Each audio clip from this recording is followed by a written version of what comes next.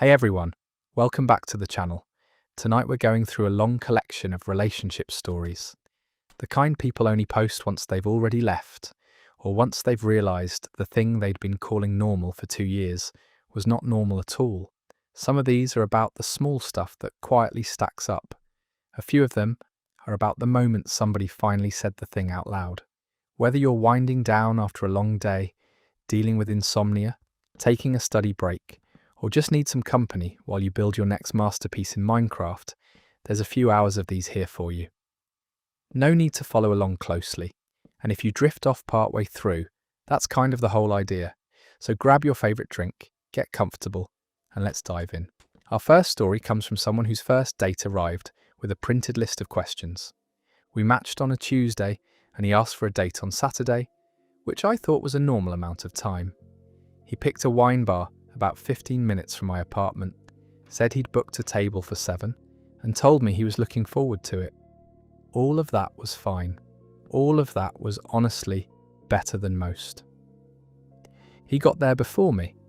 When I sat down, there was a folded piece of paper next to his water glass and a small notebook, the kind with the elastic band around it, and a pen laid across the top of the notebook at a perfect right angle. I assumed the paper was a receipt or a parking thing. He said, "Do you mind if I use my list? I find dates go better with structure." I said, "Your list of what?" He said, "Questions. I have 22. We won't get through all of them." I laughed because I thought there was a second half to that sentence. There wasn't. He unfolded the paper and it was typed. Not handwritten. Typed in what I'd guess was 11 point something, 2 columns, and there were little check boxes down the left side. I said, "Okay, sure, go ahead." Question 1 was where I grew up. Question 2 was how I'd describe my relationship with my mother. That's a jump. I answered it anyway, gave him about 90 seconds on it, and while I was talking, he opened the notebook and started writing, not glancing down and scribbling a word. Writing. Head down 4 or 5 lines, and I could see he was using bullet points. I said, "Are you taking notes?" He said, "I am. I've found I don't retain things unless I write them down, and it's disrespectful to ask someone about their mother and then forget what they said." Which is, I want to be fair, not an insane sentence, that's the problem. Every individual sentence he said that night was defensible. Question 5 was what my 5-year plan looked like. Question 6 was whether I wanted children, and he asked it at 7:31, which I know because I looked at my phone under the table. Question 9 was about my debt. He said, "You can skip any of them," and then he waited with the pen up, and skipping it felt like a data point too. Around question 11, the server came by and he said, "Could you give us 10 minutes? We're mid-topic." And she looked at me, and I gave her nothing, because I didn't know what my face was supposed to be doing. I tried to turn it around. I said, "What about you? Where did you grow up?" He said, "We can do that after. I don't want to lose my place." He tapped the paper. There were 4 check boxes filled in. There were 18 that weren't. Second incident. Same night, so call it the second escalation. He read a question, then paused and said, "This one's the one people find strange." Then he asked what my monthly income was. And when I said that was a strange thing to ask on a first date, he wrote something down. He wrote something down about me not answering.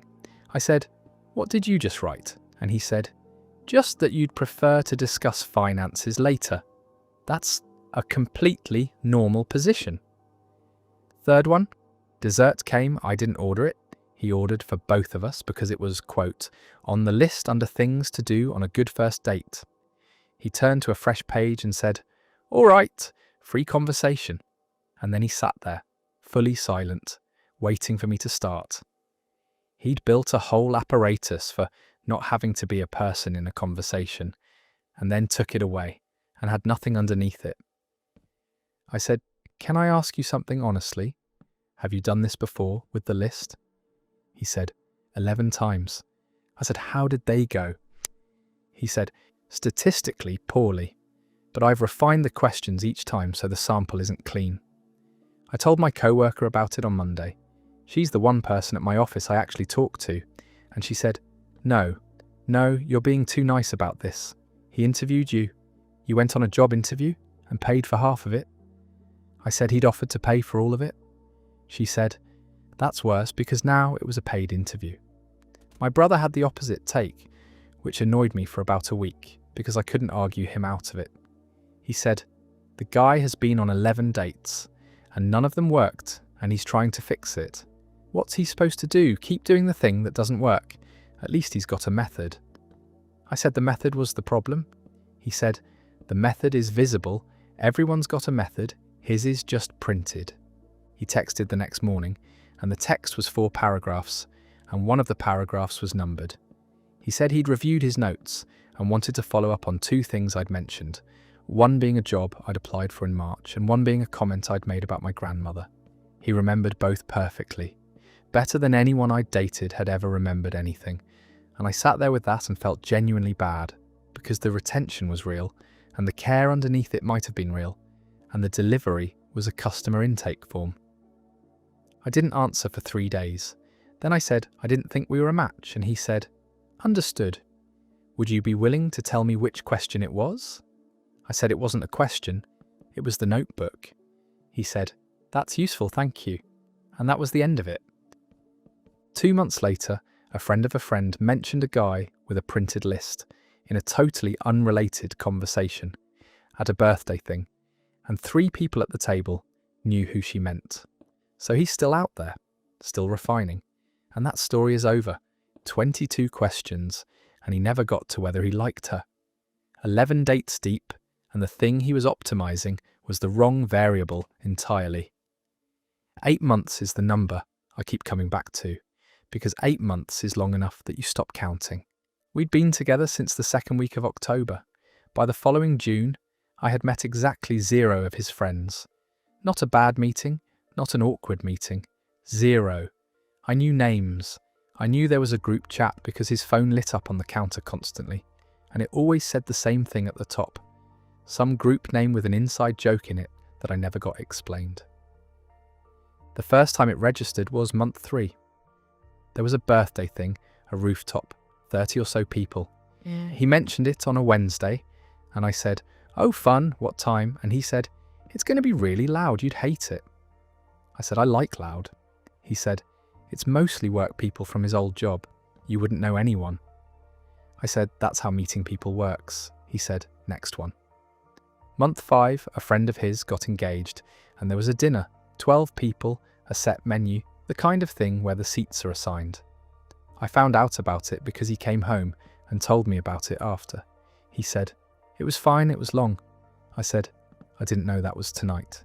He said, it came together last minute. It had not come together last minute. It was on his calendar, which was shared with me, listed as dinner, which is the only entry in 8 months he'd ever labelled with one word. Month 7 was the one that broke it.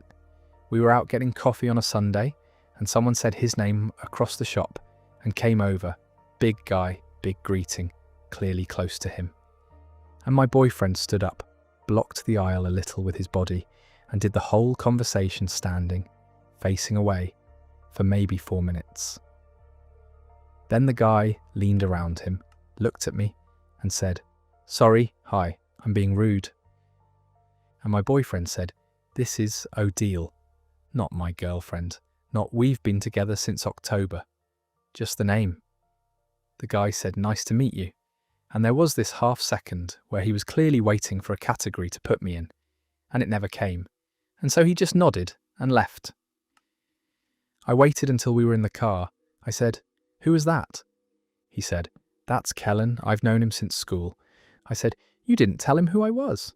He said, I said your name. I said, you said my name like I was a co-worker you'd run into. He said, I don't do labels in front of people. It's weird, it makes it a whole thing. I said, it's 8 months.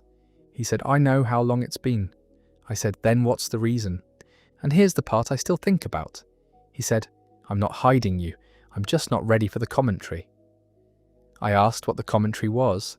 He said his friends had opinions about his last relationship, and they'd been right, and he'd rather not hand them a new thing to have opinions about until he was sure.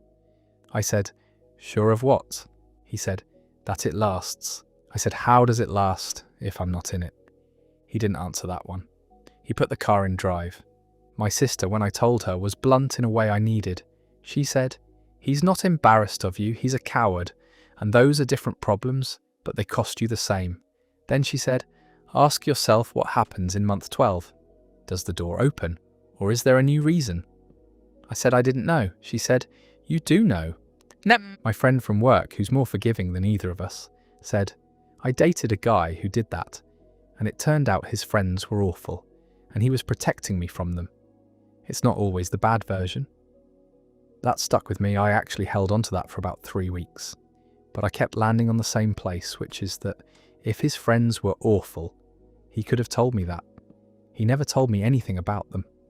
That was the whole point. I gave it a deadline in my own head, which I've never done before. I said one invitation, any invitation, in the next month. He didn't know about the deadline, which I understand isn't fair. 3 weeks in, there was a thing on a Saturday, a house thing, and he mentioned it, and I let the silence sit for a good long stretch to see if he'd fill it. He filled it with, "I'll probably only stay an hour." I said, "Do you want me to come?" He said, "Do you want to come?" I said, "That's not what I asked." He said, "It's just going to be people sitting around." I said, "Okay," and I meant okay as in I heard you, and he took it as okay as in fine. We ended it in July on a weeknight, and it was one of the calmest conversations I've ever had, which was somehow the worst part. He said, "I think you're making this into a bigger thing than it is." I said, "Then it should have been easy to fix." He agreed with that. He actually said, "That's fair." 2 weeks after, Kellen followed me on Instagram. No message, just the follow. I didn't accept it and I didn't decline it. It's still sitting there. About a month after that, I heard through a mutual that my ex was seeing someone new and that he'd brought her to a birthday thing in September. 6 weeks in, introduced her to everyone. I heard that from someone who did not know it would land the way it landed, and who apologised after, and who I told not to apologise, because it wasn't her fault she was holding the answer. That story ends there. 6 weeks against 8 months. He wasn't waiting to be sure. He was waiting for someone he was already sure about, and she wasn't it. He knew what my dog's name had been in 2019. That's not the opening I want, but it's the moment the whole thing turned, so I'll start there and back up. We'd matched in February. He was easy to talk to in a way that was almost suspicious in hindsight, because the conversation never had that early dead patch where you're both fishing. He always had a thread, always had a next question, and the questions were always good ones. First date was coffee, second was a walk that turned into 4 hours, third was dinner at a place I'd been trying to get into for a year. On date 3, he said, "You'll like the bread here, you're a bread person." I laughed and said, "How do you know that?" And he said, "You've mentioned it." I hadn't, but that's not the kind of thing you fight about. Second incident, a few weeks in. We were talking about a trip I took to Portugal in 2020, and I said, it was the year everything got cancelled, so it was strange. And he said, "You were there in March, right before." I stopped and I said, "Did I tell you March?" And he said, "You must have." I let it go because at that point I was 3 dates and a lot of texting deep, and I wanted it to be nothing. Third one is the dog. We were at his place, there was a dog on TV, and I said something about how I've never had a dog since I was a kid. And he said, "What happened to Biscuit?" I never said that name. I have never said that name out loud to another adult in probably 5 years. There is exactly one place that name exists, which is a blog I wrote from 2017 to about 2021, under a handle that is not my name, that I stopped updating and never took down. I said, "How do you know that name?" And he did the thing where you can watch someone decide whether to lie. It took him maybe 2 full seconds, and then he said, "I read your blog." I said, "Which blog?" He said the handle, correctly. I said, "Since when?" He said, "About 4 months before we matched." So November. He'd been reading it since November. He found it because of a comment I left on somebody else's post, followed it back, read the archive. He said, "It's about 300 posts. I read all of them." He said it slightly proudly, and then watched my face and stopped saying it proudly. I said, "Did you know it was me when you swiped?" He said, Yes. I said, so the match wasn't a match? He said, you swiped too. I said, I swiped on a stranger. You swiped on someone whose whole inner life you'd already read. He said, that's not a crime. I said, it's not a crime, it's an information problem. He said, would you have matched with me if I'd told you? Honestly? And I said, no, because I wouldn't have. And he said, right, so I didn't tell you. Which is the most honest and worst thing anyone has said to me on a date. The blog wasn't secret exactly, it's on the internet, but it's where I wrote about my dad being sick and about a breakup in 2018 in far more detail than I'd tell a friend, and about a period in 2020 where I was not doing well at all. I wrote it for strangers, and he became a stranger who then walked into my life, holding all of it while I held nothing. I told my oldest friend, and she went straight past creepy into something more useful. She said, every conversation you had, he already knew the answer. He wasn't getting to know you, he was checking. Then she said, ask him what he thought before he met you. Whatever he says, that's the version of you he's dating. I told my cousin, who is much more online than I am, and she said, I mean, this is just what happens now. You can't put 300 posts up and then be surprised someone read them. I said the reading wasn't the problem, the 4 months of silence was. She said, sure, but what was he supposed to do, open with it? And I said, yes, actually, that's exactly what he was supposed to do.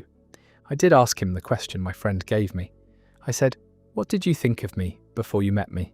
He said, I thought you were funnier in writing than you'd be in person, and I was wrong about that. Then he said, and I thought the 2020 stuff meant you'd be fragile. You're not.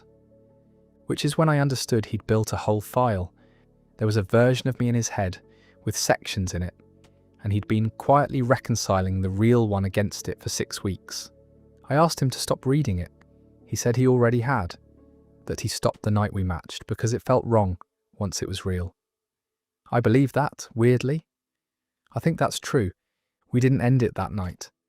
That's the part people are surprised by. We kept seeing each other for another 5 weeks, and they were fine. And once or twice, they were better than fine. But I started editing myself. I'd start a story and think, does he already have this one? And if he does, why am I telling it? And if he doesn't, is that because I never wrote it down? I couldn't get back to normal because I couldn't work out what he was hearing. I took the blog down in May. All 300 posts. Gone, no archive. He asked why, and I said because someone read it. And he said, that's what it was for. And he wasn't being cruel, he was being accurate, and it still ended the conversation. We stopped talking in June without formally stopping. He texted in August about a book I'd have liked. He was right, I did like it. I never told him that. That story wraps up there. He read 300 posts and never once considered that being known and being surveilled feel identical from the outside. The blog is gone now, which is its own kind of ending. The number that ended it was $4, but the number that mattered was 6 months of arithmetic. He proposed the system on our 4th date, and he called it a system, which should have been the tell. He said, I've had bad experiences with money and relationships. I'd rather we just split everything down the middle and never think about it again. And I said that sounded healthy. It does sound healthy. That's the sentence version. The app version was different. He put us on a shared expense tracker and every single line went in. Not just dinners, a coffee, parking, a bag of ice for a barbecue at his own apartment.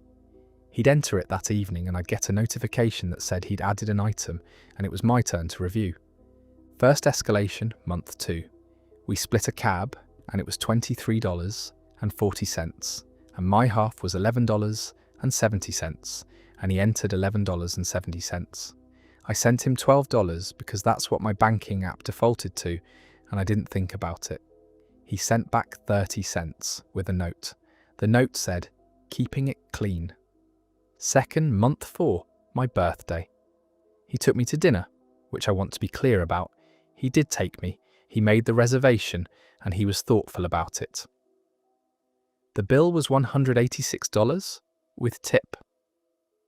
2 days later I opened the app to check something else, and there was an entry for $93, dated my birthday, marked as pending from me.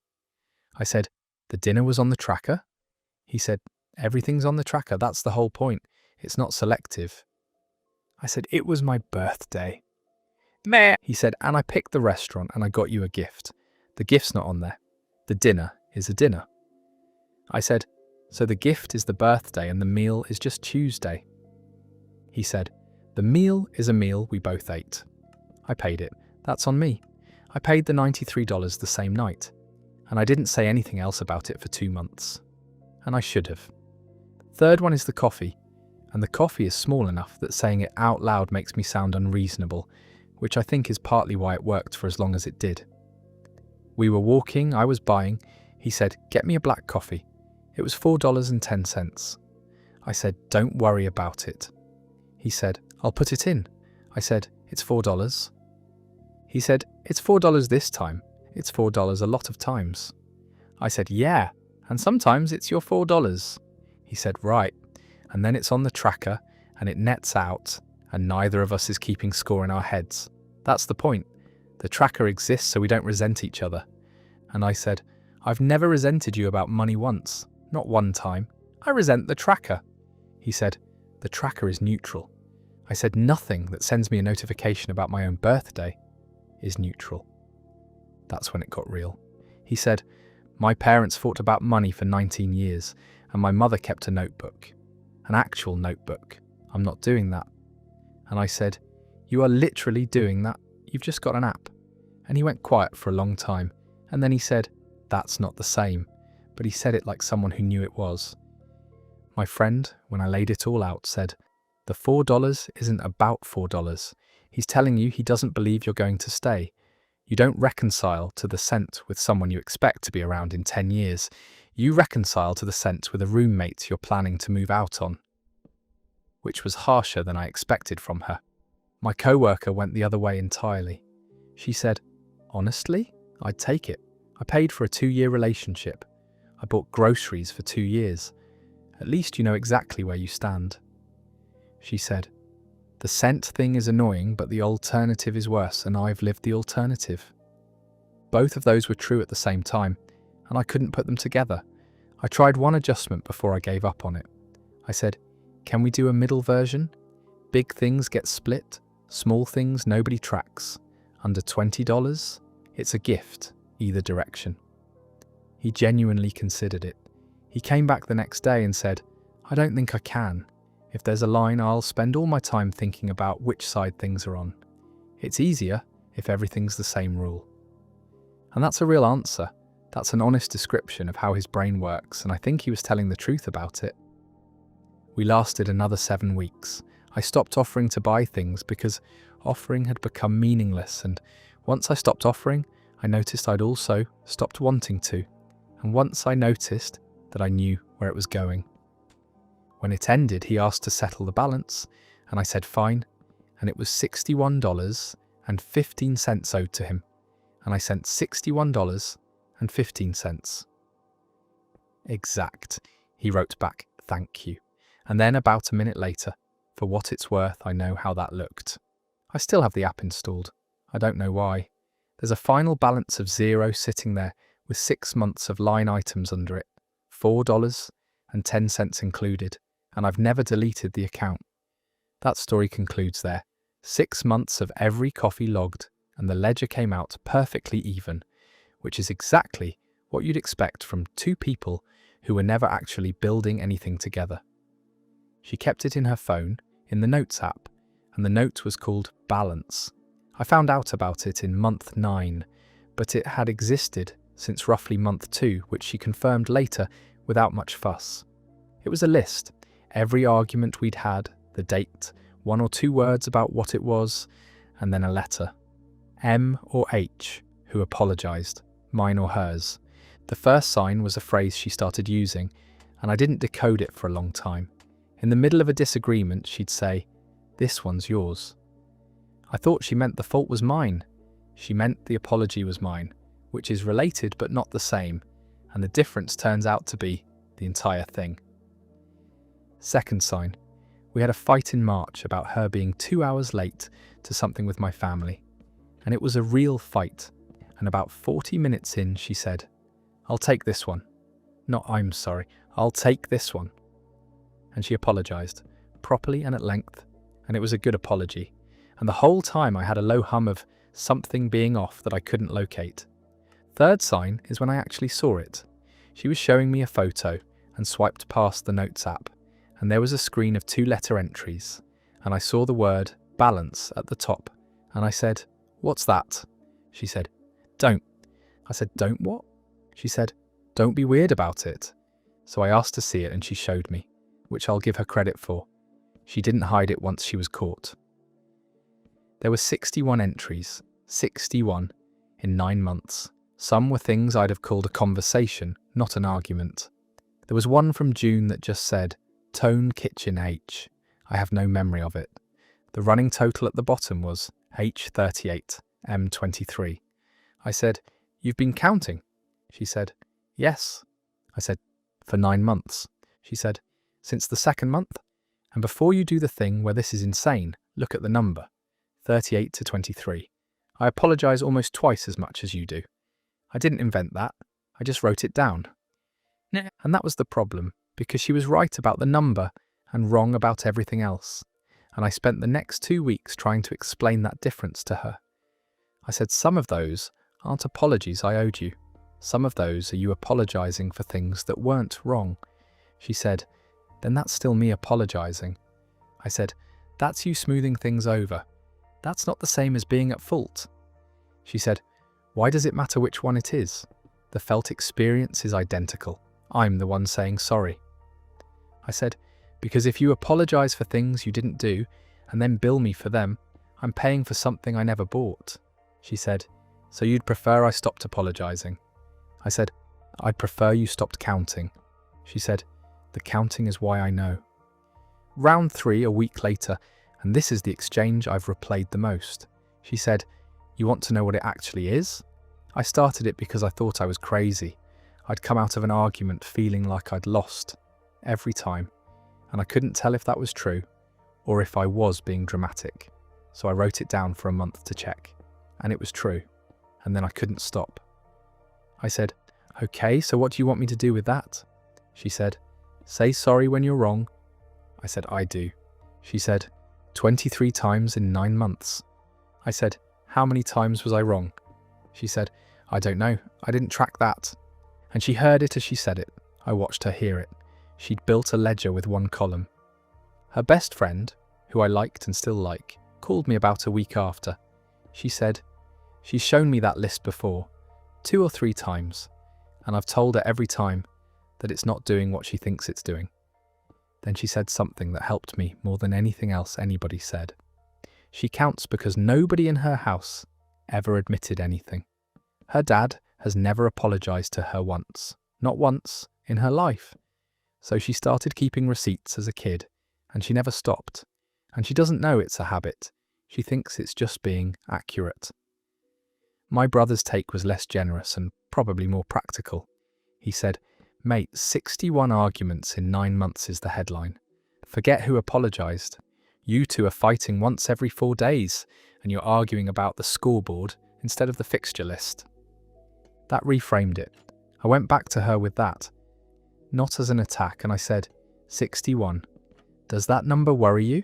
And she said, "No, because we always resolve them." And I said, "We close them. That's not the same as resolving them." And she said, "You've started talking like a book." I asked her to delete the note. That was probably a mistake as a strategy, because it made the note the subject instead of the pattern. She said she'd think about it. 2 weeks later, she said, "I archived it," which is not deleting it, and we both knew that, and I decided not to make it a fight because it would have gone in the note. We're still together, which surprises people. It's been about 5 months since all that. The note is, as far as I know, still archived, and I have not asked. And there's a version of me that thinks not asking is maturity, and a version that thinks it's cowardice. And I go back and forth on which one is right depending on the week. What did change is that she started saying, "I'm not going to apologise for this one." but I'm sorry it landed badly, which is her own invention and is genuinely better. And I started saying, sorry faster, not to move the number, but because once I knew there was a number, I couldn't unknow it. And now I can't tell whether I'm being a better partner or just managing the scoreboard from the other side. That story comes to an end. 61 arguments logged in a notes app, and the winner of that tally still ended up losing the relationship. Once you know the number exists, you start performing for it, which is the exact opposite of what an apology is supposed to be. Dorian and I were together 4 years, and for all 4 of them he refused to open a joint account with me. His reasoning, the first time I brought it up in year 1, was that he'd watched his parents fight over money for 2 decades and didn't want that for us. I respected it. I even admired it a little. We split rent 50-50, split groceries 50-50, kept our own cards, our own savings, our own everything. It felt clean. It stopped feeling clean around year 3, when his hours at the warehouse got cut from 40 a week to 26. The first month he came up $310 short on rent. He asked if I could float him until payday. I did. The second month it was $275, the third month it was $340, and payday kept sliding because his manager kept cutting his shifts further, and I was the one calling the landlord to explain why the check would be 4 days late. I brought up the account again. If we're already functioning as one household financially, why not just make it official? I'm not asking you to give up control. I'm asking for a system that doesn't put me in the position of chasing you for rent. He said, it's not about control, it's about not wanting my money tangled up with someone else's decisions. Your money's already tangled up with my decisions. I paid your half of rent 3 months running. That's different. That's you helping me out. It's the same $340 either way, Dorian. He didn't have an answer for that one, so he changed the subject to how stressed he was about work, and I let it go because I always let it go. By month 5 of the reduced hours, I'd covered his half of rent twice more, plus $180 for a car repair he needed to get to the shifts he did have, plus his half of a $96 grocery run the week. He said he was between paychecks. I started keeping a note in my phone, not to hold over him, just to see the number in one place, instead of scattered across 3 months of Venmo requests I never fully sent. By the time I actually added it up, it was $1,614. I told my sister Tessa the number over the phone, and she went quiet for a second and then said, he has a joint bank account with you already. It's just not real. You're the account. That line stuck with me more than I wanted it to. I sat Dorian down that weekend with the number written on a sticky note, actual pen, actual paper, because I didn't trust myself to say it out loud without softening it. I've covered $1,614 of your share since March. I'm not asking for it back right now.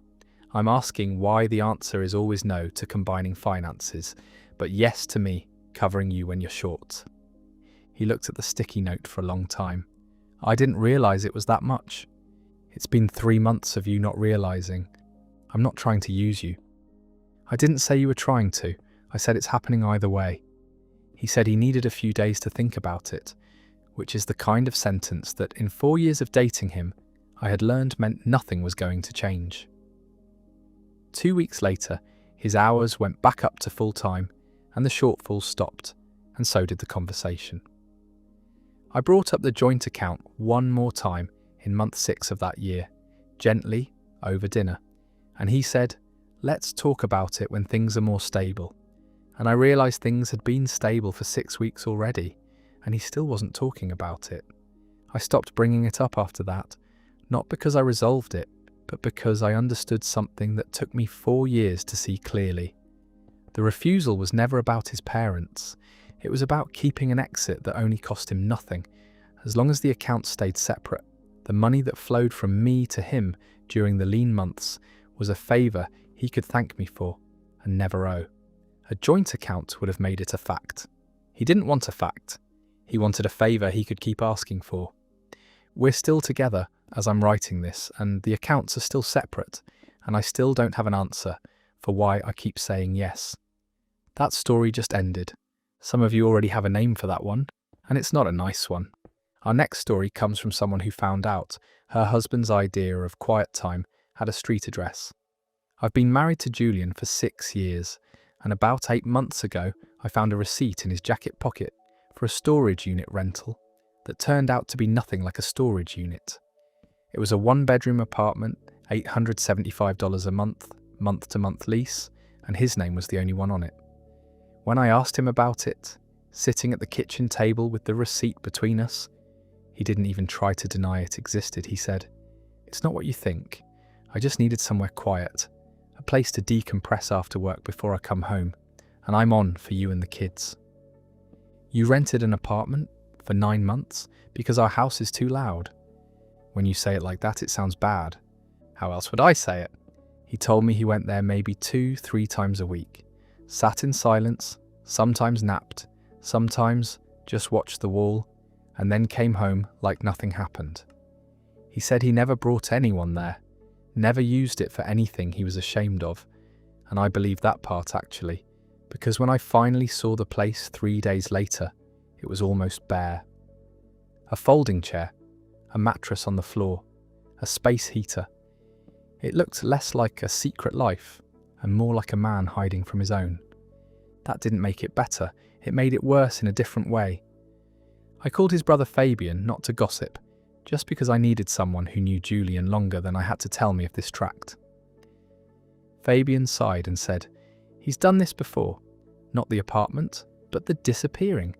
In college, he used to just stop answering his phone for 2-3 days when things got heavy. I thought he grew out of it. He hadn't grown out of it. He'd just started paying $875 a month to do it somewhere I couldn't find him. We went to one counselling session together, where the therapist asked him directly why he didn't just tell me he needed space instead of engineering a hidden life to get it. And he said, because if I told her, she'd want to fix it. She'd want to talk about it. And I didn't want to talk about it. I wanted it to just be quiet. I sat there and thought about the 2-3 times a week he chose a bare apartment over the two of us, and I asked him how long the lease ran. 4 more months. Let it run out. Don't renew it. And you tell me every single time you go somewhere from now on, quiet time or not. He agreed to that, and as far as I know, he's kept it. The lease expired in the spring, and there's been no receipt since. But I still think about those 9 months sometimes, doing the math on how many hours he spent alone in a room he chose over our living room. And I don't think the math ever really stops bothering me. That story ends there. 9 months of silence he paid for out of pocket, and somehow the marriage survived the invoice. Mirabelle and I had been married 2 years when she scheduled a couples therapy session and told me about it for the first time at dinner, in front of her mother, who was visiting for the weekend. We were 3 bites into a pasta dish her mother had made when Mirabelle set her fork down and said, "So I booked us in with a therapist, Dr. Alvey, this Thursday at 6. Her mother's eyebrows went up. I set my own fork down slower. "You booked it? When?" "Last week. And you're telling me now, at dinner, with your mum here." I didn't know how else to bring it up. Her mother, to her credit, tried to excuse herself from the table, and Mirabelle told her to stay, which somehow made it worse because now I was being told my marriage needed professional intervention in front of the one person whose opinion of me as a husband I'd spent 2 years trying to earn. I didn't say much else at dinner. I finished the meal, helped clear the plates, and waited until her mother had gone up to the guest room before I said anything real. You don't get to make an announcement like that in front of your mum. If you think we need therapy, you tell me that first, alone, and we decide together whether to go. Would you have said yes if I asked you alone? I don't know, probably, but that's not the point. It kind of is the point, though.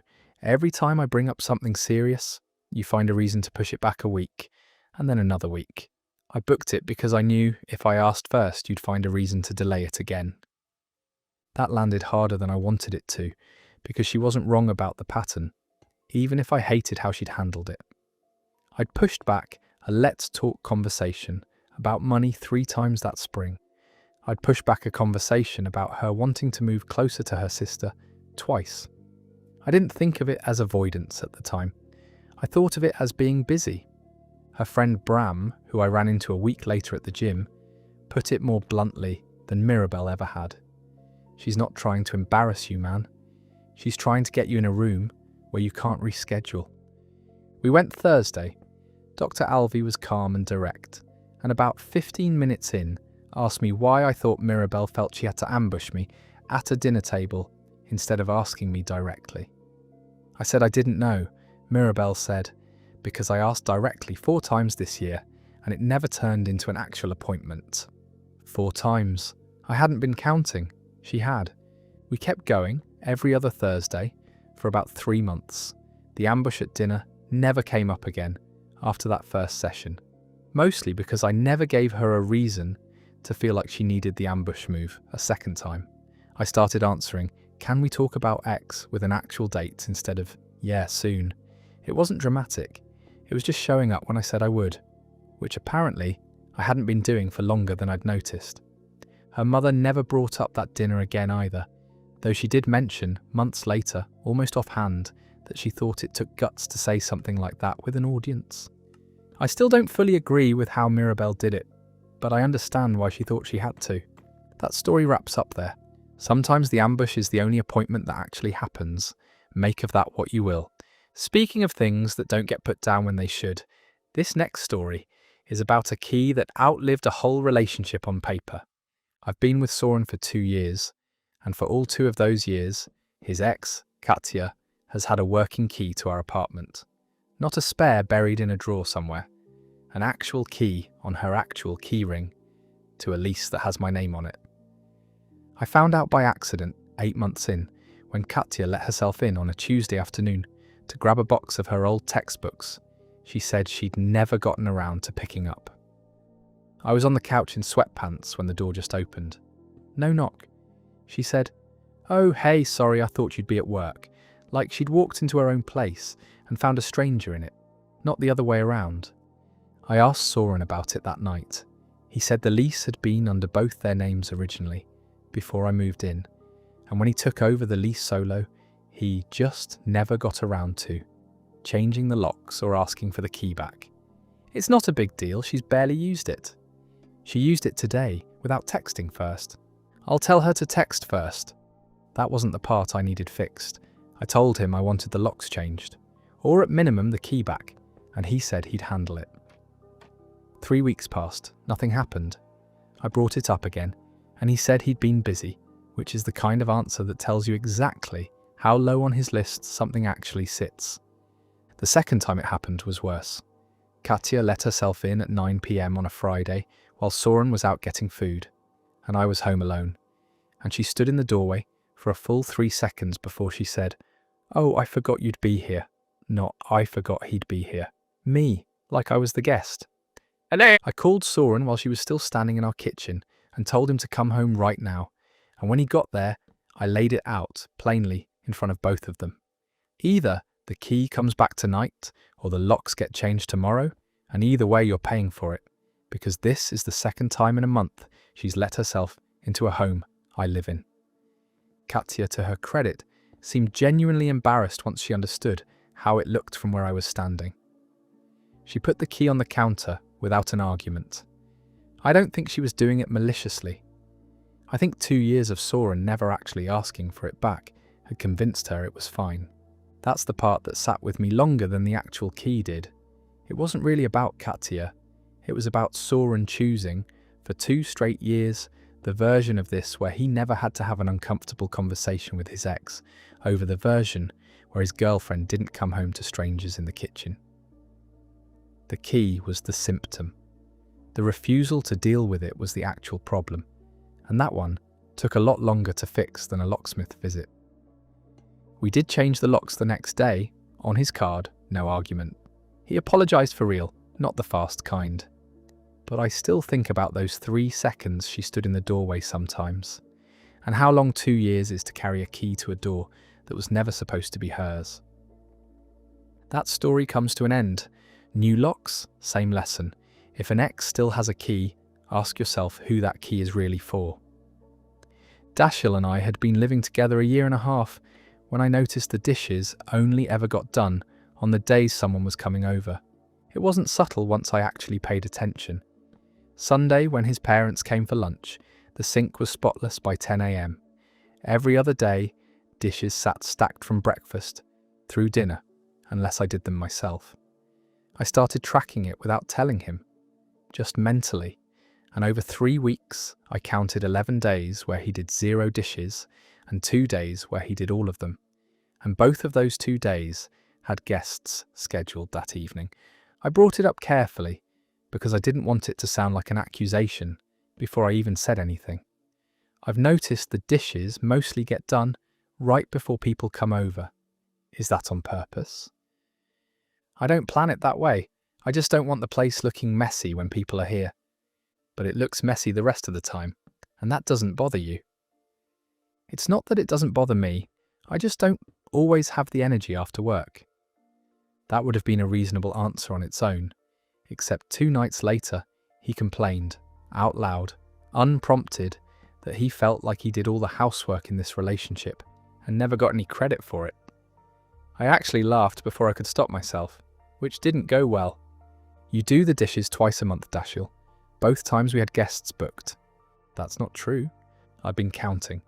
He got defensive, said counting was weird and keeping score, which is a strange thing to say to someone who was doing 7 times the number of loads he was. I told him I wasn't trying to keep score. I was trying to understand why the story in his head was that he was unappreciated when the story in the sink said otherwise. My friend Ottilie, when I told her about it, didn't hold back. He wants credit for showing up when it counts to other people, and none of the credit for the days it only counts to you. That's not a chores problem. That's a respect problem. I sat with that for a while because it explained something I hadn't been able to name. It wasn't really about the dishes. Guests were an audience, and Dashiell performed for an audience. I was not an audience. I was just the person who lived there, and apparently that didn't require performing for. We made an actual chart after that, taped to the fridge, days assigned, no negotiating. He held to it for about 5 weeks pretty consistently, and then it started slipping on the weeks nobody was scheduled to visit. Same pattern, smaller scale. I stopped bringing it up as an emotional conversation and started just doing what needed doing and saying flatly, "You had dishes Tuesday, they're still there." Every single time, no follow-up speech attached. It became less of a fight and more of a fact I stated out loud, until he got tired of hearing it. We're still working through it. Some weeks it's fine.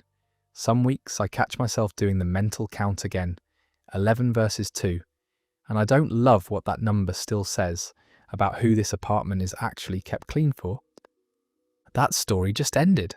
If the sink only sparkles for company, ask yourself honestly who you're actually trying to impress. Willa came home from a work trip to find the family dog gone, and a text from her husband explaining it after the fact. Lucian and I had a dog named Scout for 4 years, since before we got married, and I came back from a 5-day work conference to an empty apartment and a text that read, "Hey, Mum's been lonely since Dad passed and Scout was getting kind of anxious being alone with our schedules, so I dropped him off at her place this weekend. He seems happy there. I called him before I'd even set my suitcase down. You gave away our dog while I was out of town." "I didn't give him away. He's just staying with my mum." "For how long?" "I mean, probably permanently, if it's working out. She really needs the company right now." I asked him when exactly he'd decided this, and he admitted it had been on his mind for about 3 weeks, ever since his mother mentioned, once in passing, how quiet her house had gotten. He never asked me. He waited until I was out of state for 5 days and made the decision alone. Drove Scout an hour and a half to his mother's place and told me about it in a text after it was already done. "You knew I'd say no." "I knew you'd overthink it. I made a call." "It wasn't your call to make alone. He's my dog too." His sister Giselle, who I called mostly to vent, actually agreed with me completely, which surprised me. "That's insane. Mum didn't even ask for the dog. He just showed up with him. She likes having him there now, sure, but that's not the same as this being okay." I drove out that weekend to see Scout myself, and he was fine, genuinely, tail going, his mother clearly happy to have him. Some part of that made the whole thing worse, not better, because it meant Lucian had gambled correctly, that the outcome would look good enough, that the process wouldn't matter to anyone but me. I told Lucian that whatever the outcome, the process wasn't something I was going to let slide. You don't get to make a unilateral decision about something we both love just because you knew I'd say wait. Next time you want to make a call like that, you make it with me in the room, not 5 days after I'm back, and it's already permanent. He apologised, said he saw how it looked from my side, and admitted the timing wasn't an accident. He genuinely picked the trip on purpose, so there'd be no argument to have. That admission was almost worse than the dog thing itself. We ended up compromising. Scout splits time between our place and his mother's now. A week here, a week there, which works fine in practice. But I still think about the fact that my husband looked at a 5-day trip and saw an opportunity instead of a scheduling conflict. And I haven't fully let that go, even with the dog doing great either way. And that's where that one ends. Funny how the dog's the only one in that story who came out of it happy, no matter what. Elodie noticed the pattern before she had proof, and it took her 3 weeks to get both. Nolan started staying late at the office about 4 months ago. 2, sometimes 3 nights a week. Always the same story. A project deadline that never seemed to actually end. I believed it at first because it was believable. His job had genuinely gotten busier that quarter. But the nights stretched from an hour late to 3 hours late. And he started coming home, smelling like his brother's cologne, instead of an office. Which is a strange thing to notice, but I noticed it. I didn't accuse him outright. I just started asking small questions. How'd the project go tonight? Fine, just slow. Did you eat there, or should I save you something? I grabbed something at the office. Small answers, consistent, rehearsed almost. The 3rd week I called his brother Vigo directly, not to trap anyone, genuinely just to ask if he'd seen Nolan lately, since they hadn't hung out in a while, as far as I knew. Vigo, who apparently hadn't gotten the memo that this was supposed to be a secret, said, "Yeah, he's been over like 3 times this week. We've been grinding through the new season on his console since he doesn't have room for a setup at your place." Why? Is that a thing? It was in fact a thing. I didn't say anything to Nolan that night. I waited for the next working late, which came 2 days later, and I drove to Vigo's apartment myself around 9 p.m. Nolan's car was in the driveway. I could hear the two of them through the door before I even knocked, laughing at something, controllers clicking. Nolan opened the door, and the colour actually left his face. I can explain. You've had 3 weeks to explain. I'm just here to see it in person. Vigo, to his credit, didn't try to cover for him once it was clearly not a surprise visit anymore. I told him weeks ago you'd probably rather know than not know. We didn't have the real conversation there. In his brother's doorway, I just told Nolan I'd see him at home, and left. When he got back an hour later, I asked him straight out why 4 months of working late turned into video games at his brother's, and he said, honestly, that work had been so stressful, he wanted somewhere he didn't have to perform being fine, and gaming with Vigo was the only thing that felt like it used to before everything got heavy. That's not a reason to lie about it for 4 months, Nolan. I know. I didn't think you'd understand needing a break that badly. I would have understood a break. I don't understand 3 hours, twice a week, and a cover story. We're still figuring it out. He's been honest about the visits since, tells me straight up now. Going to Vigo's for a couple hours, and I let it happen because I'd rather know exactly where he is doing exactly what than spend another 3 weeks doing detective work off cologne and inconsistent answers. But the lying part hasn't fully stopped bothering me, and I don't think it's supposed to yet. That story is over. I dated Cedric for 2 years and 4 months, and when it ended quietly. No cheating, no big blow-up, just 2 people who'd stopped fitting the shape of each other's lives.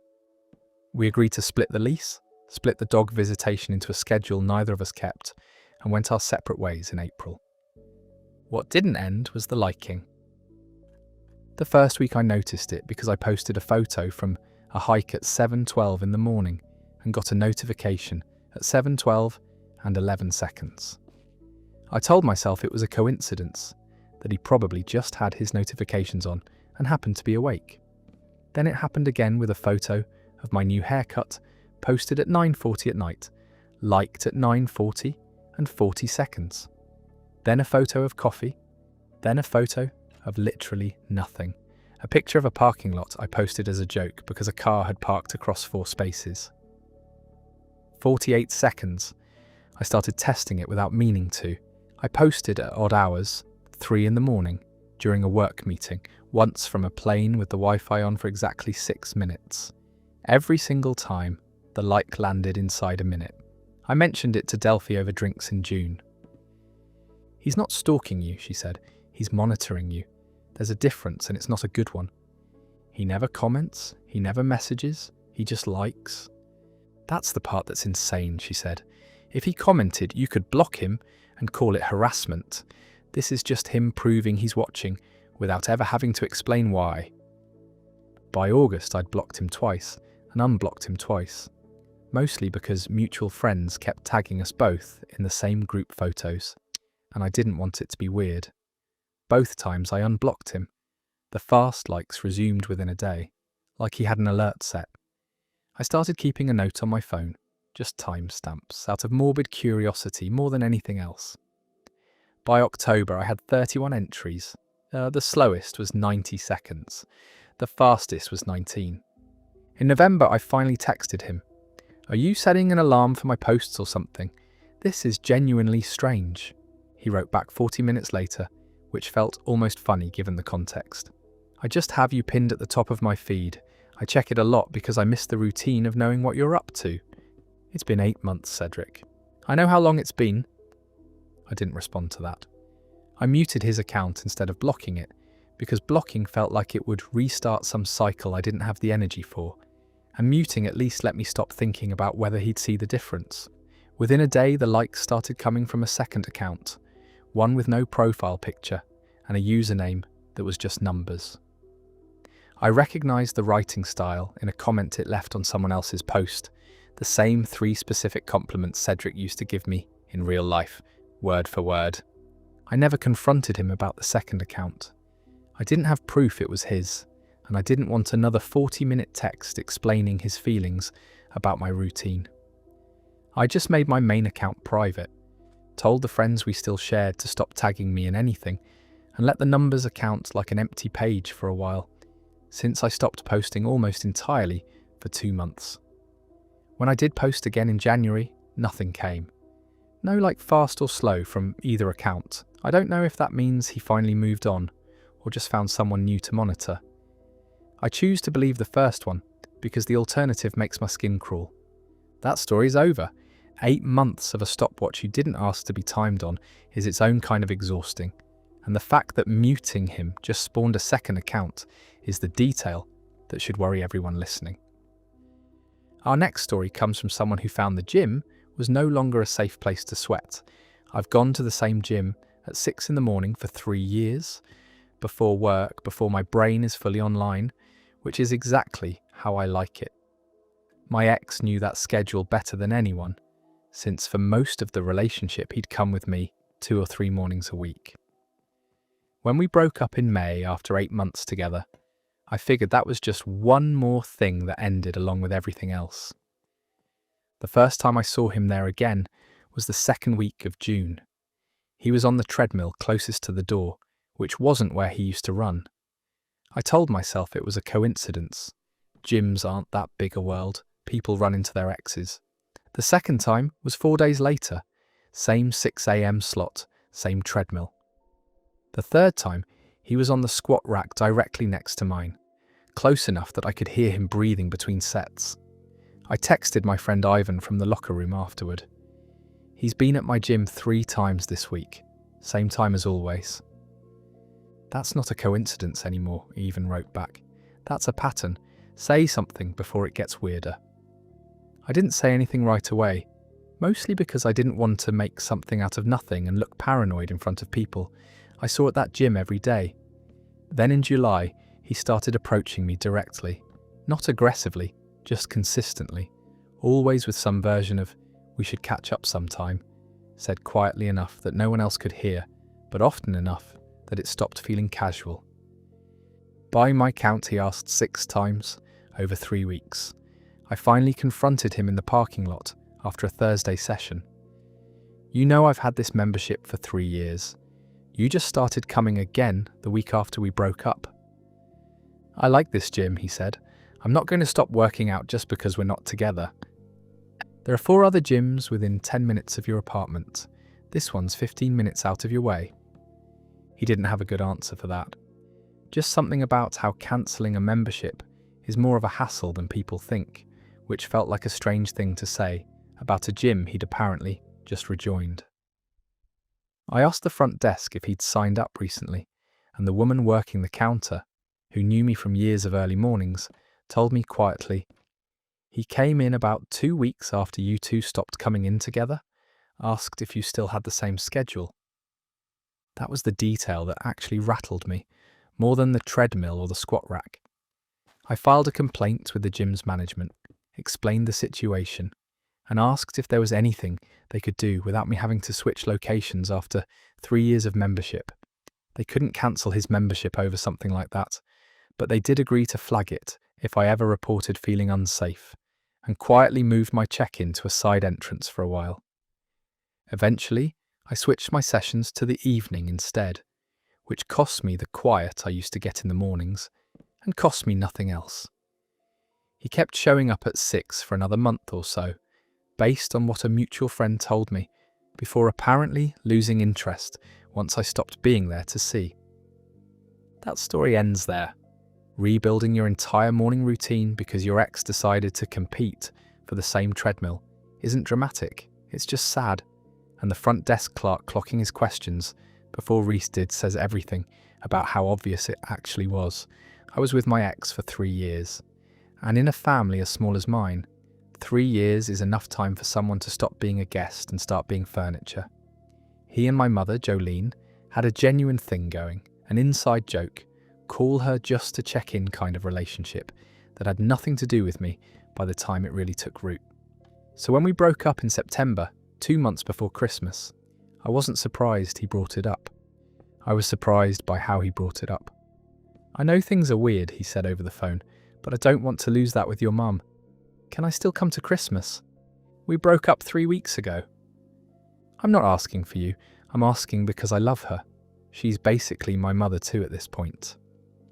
I told him no, gently, and thought that was the end of it. Then my mother called me 2 days later, clearly having already talked to him herself. "He asked if he could still come," she said. "I told him I'd talk to you first, but Sabina, he sounded really hurt." "He's not your son, Mum. I know that. I'm just saying he's part of the family in a lot of ways." I held the line for that first Christmas. He didn't come, but he sent Jolene a gift anyway, a scarf she'd mentioned wanting back in March, shipped directly to her house with a card that said, "Still thinking of you, always." She wore it on Christmas Day, and I had to sit across the table from my own mother wearing a gift from the man I'd broken up with 3 months earlier. The second year was worse. By then, he and Jolene had been texting on their own, apparently. Birthday check-ins and a phone call on Mother's Day that I only found out about because my mother mentioned it in passing like it was nothing. He asked again, this time not through me at all, but by calling my mother directly and asking if he could stop by for an hour on Christmas Eve. Just to say hi, not even for dinner. She said yes without asking me. I found out when he was already in the driveway. My aunt, who has never had a filter in her life, said what everyone else was thinking at the table that night. "I don't understand what he's doing here. You two broke up.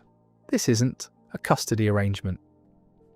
My mother got defensive, said he'd never done anything wrong to any of us, that the breakup was between me and him and didn't need to cost her a relationship too. I didn't have a good answer for that in the moment, mostly because on some level I agreed with her, and that made it so much worse. I sat him down in January and told him directly that I needed the contact with my mother to end. Not because she'd done anything wrong, but because every holiday was turning into a referendum on whether I was allowed to still be hurt. He got quiet, then said, "I never wanted to replace anything. I just really loved her." I told him I believed that, and that it didn't change my answer.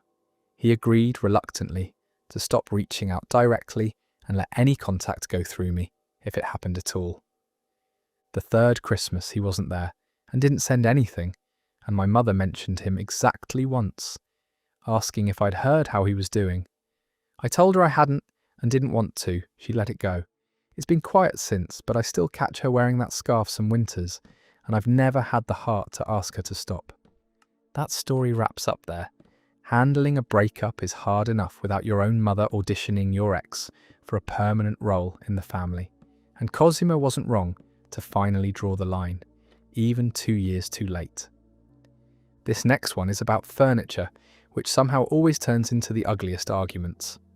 I bought a couch in March, a real one, not a hand-me-down or a Facebook marketplace situation, a $2,140 sectional from a store downtown that I paid for outright with my own card because I'd just gotten a bonus and wanted to treat my apartment like it was actually mine. My boyfriend at the time helped me pick the fabric and joked that he'd basically live on it, which turned out to be true, since we moved in together 4 months later and the couch came with me. We broke up in July, 14 months after that. It was mutual, mostly, the kind of ending where nobody's really at fault and you just run out of reasons to keep going. I kept the apartment. He moved into a place with a friend from work. The couch stayed with me because it was, factually, mine, purchased on my card, in my name, before we'd even moved in together. 3 weeks after he left, I got a text. "Hey, I know this is awkward, but I think I should get half the value of the couch back. I lived with it for over a year." I read it twice to make sure I wasn't misunderstanding. "I bought that couch 4 months before we even lived together. You didn't pay for any of it." "I know, but I contributed to the household for a year. That's basically shared property at that point."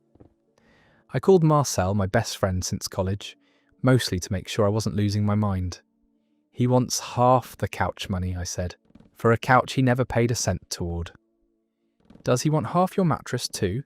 Half your fridge? Where does this end?" Marcel asked. "This is the kind of thing people say to see if you'll just pay it to make it go away."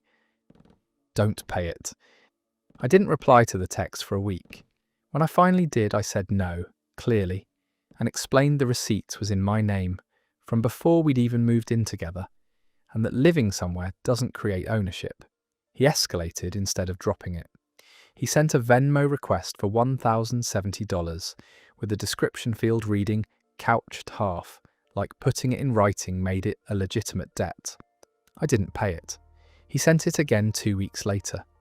Then a third time in September, this time with a message attached. I could take this to small claims if I wanted to. I'm trying to be reasonable. I actually looked into it, because by that point I wanted to know if he had any real leg to stand on. A friend who'd gone through law school told me flatly that furniture bought before cohabitation, on one person's card with a receipt, isn't split property, no matter how long someone sat on it. I forwarded that explanation to him calmly and told him if he wanted to file, he was welcome to, but I wasn't sending money for a couch I bought before we lived together. He never filed anything. The Venmo request stopped after that message.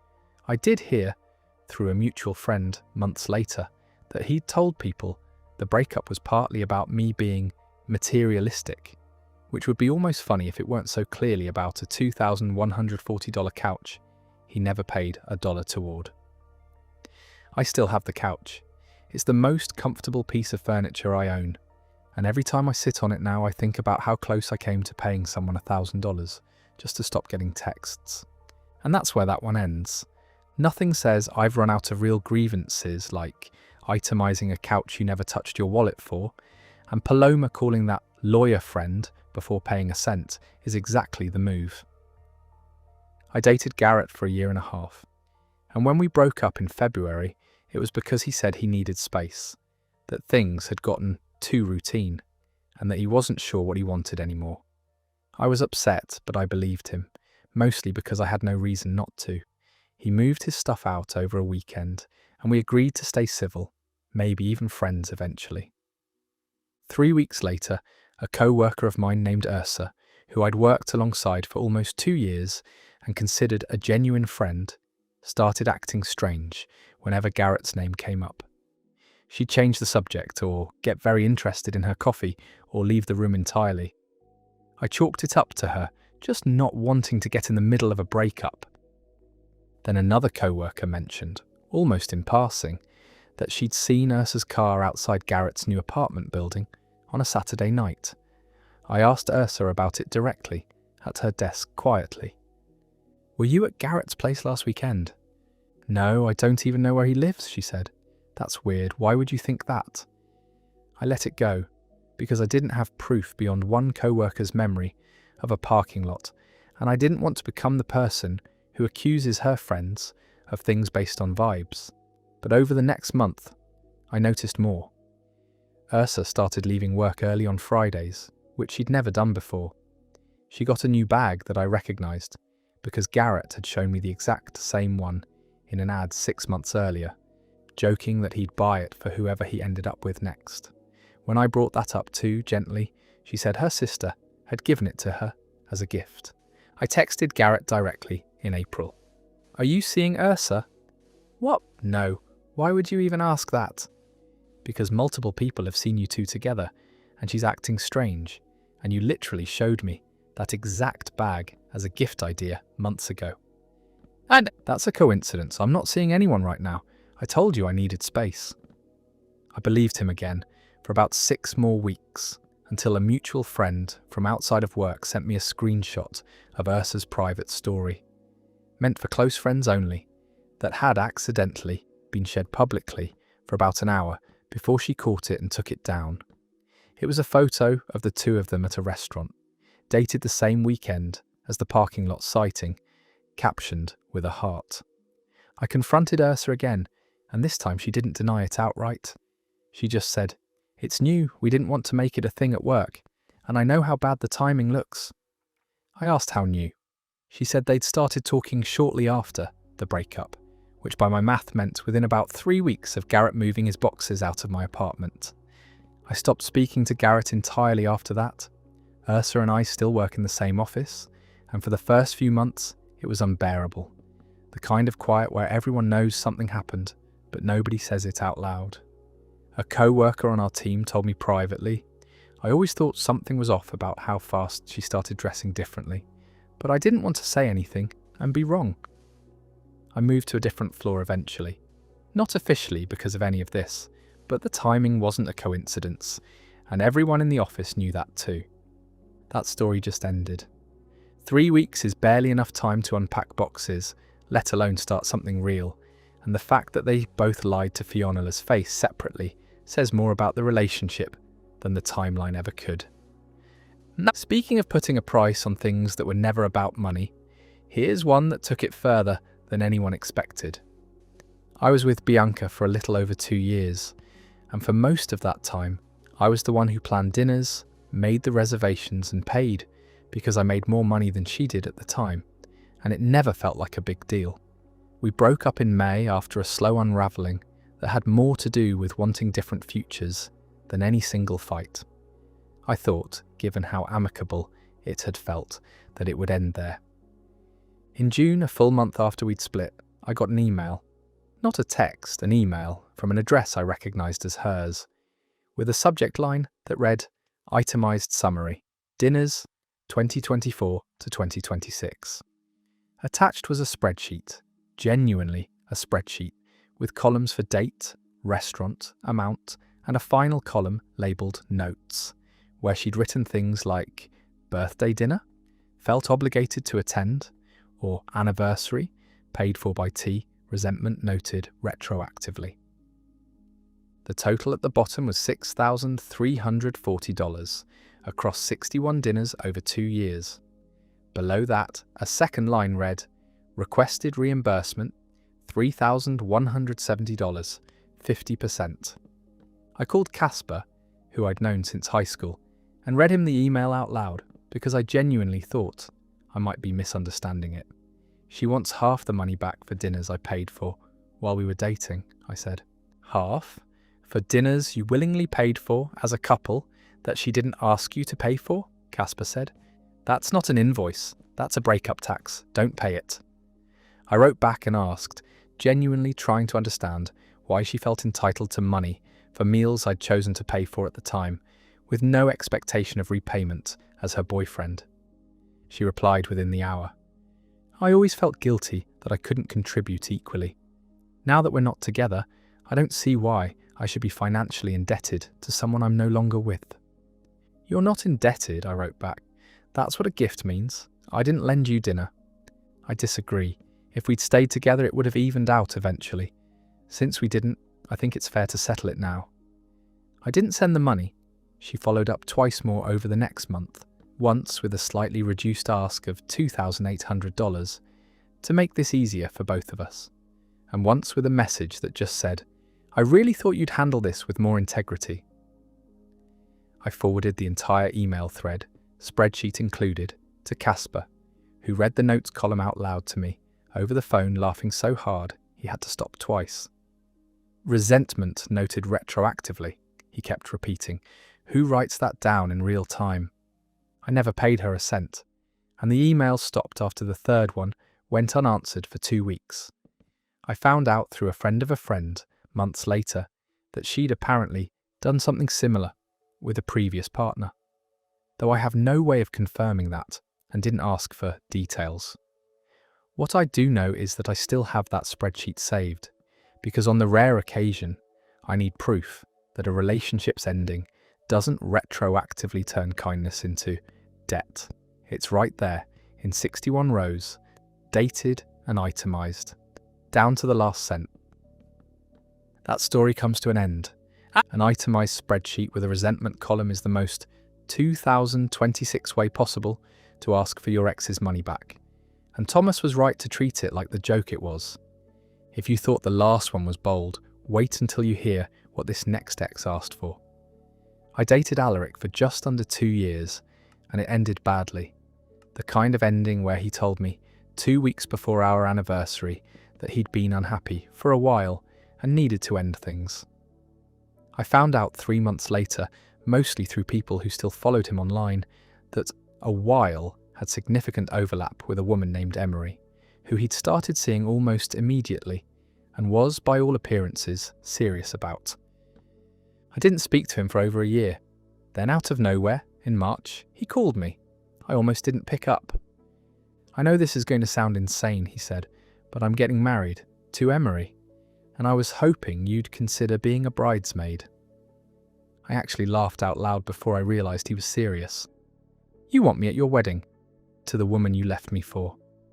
I know how it sounds, but you were such a huge part of my life for 2 years, and Emery knows how much I valued that relationship. And honestly, she's excited to meet you. We just think it would mean a lot to have you there in a real role, not just as a guest. I told my friend Oren about the call that same night, still not entirely sure it had actually happened and not something I'd imagined. He wants me to stand up there in a dress while he marries the person he cheated with, I said. Did I hallucinate this? You didn't hallucinate it, Oren said. Some people genuinely think enough time erases what they did. It doesn't. It just means they've had longer to convince themselves of a version of events where they're the reasonable one. I told Alaric I needed time to think, mostly because I didn't trust myself to answer without either laughing or saying something I couldn't take back. Over the next 2 weeks, he texted twice more, once to say Emery had personally asked him to extend the invitation because she didn't want there to be bad blood, and once to say that if I said no, he'd understand, but that he thought it would be healing for all of us. I never got a clear answer on whether Emery actually knew the full timeline of our overlap, or whether Alaric had told her a softened version where the relationships never actually crossed. I didn't ask, because I didn't feel like I owed either of them clarity on their own story. What I did know was that no version of standing in that dress, at that altar, for those two people, was going to heal anything for me. It was going to be a performance of forgiveness I hadn't actually arrived at, for an audience that had already moved on. I texted him back in April with one line, "I'm not going to be able to do that, but I wish you both well." He didn't respond for a week, then sent back a short message saying he was disappointed but understood. I heard through a mutual contact that they got married in October and that another one of his old friends had taken the role instead, someone with less history to complicate it. I don't regret saying no, even now, months later, even on the days I wonder if it would have felt different than I expected. That story concludes there. And then being asked to stand up for the wedding you got replaced for isn't closure, it's a favour dressed up as one. And Lydia turning it down was the only version of that story that didn't end in a costume. I proposed to my girlfriend at her sister's graduation party in front of about 60 people, and I did not ask a single person first, not her parents, not her sister, not her. We had been together 3 years and 2 months. I had the ring for 11 weeks. It cost $4,200, and I'd been paying it down at $350 a month since February. And every month it sat in my sock drawer felt like paying rent on a decision I had already made. I kept telling myself I was waiting for the right moment.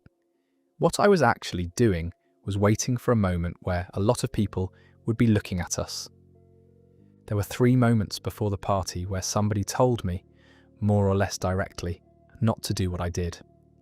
In April, her mother and I were doing dishes after Easter, and she said, without me bringing anything up, whenever you do it, please do it somewhere private. She hates being looked at. She has hated it since she was 9. I said something like noted and dried a bowl.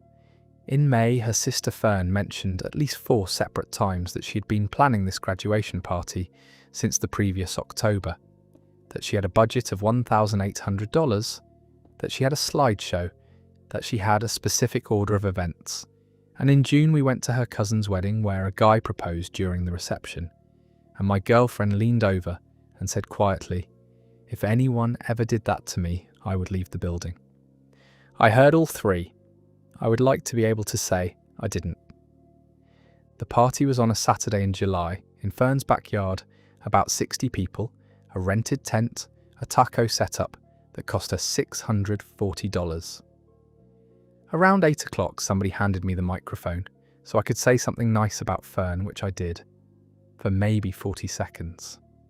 Then I said, while I have this, and I got down on one knee. She said, yes, I want to be clear about that. She said yes in front of everybody, and she smiled and people cheered, and someone's uncle poured champagne. Then about 20 minutes later, I found her sitting in Fern's car in the driveway, with the door open and her feet on the gravel. Why would you do that? She said, not shouting.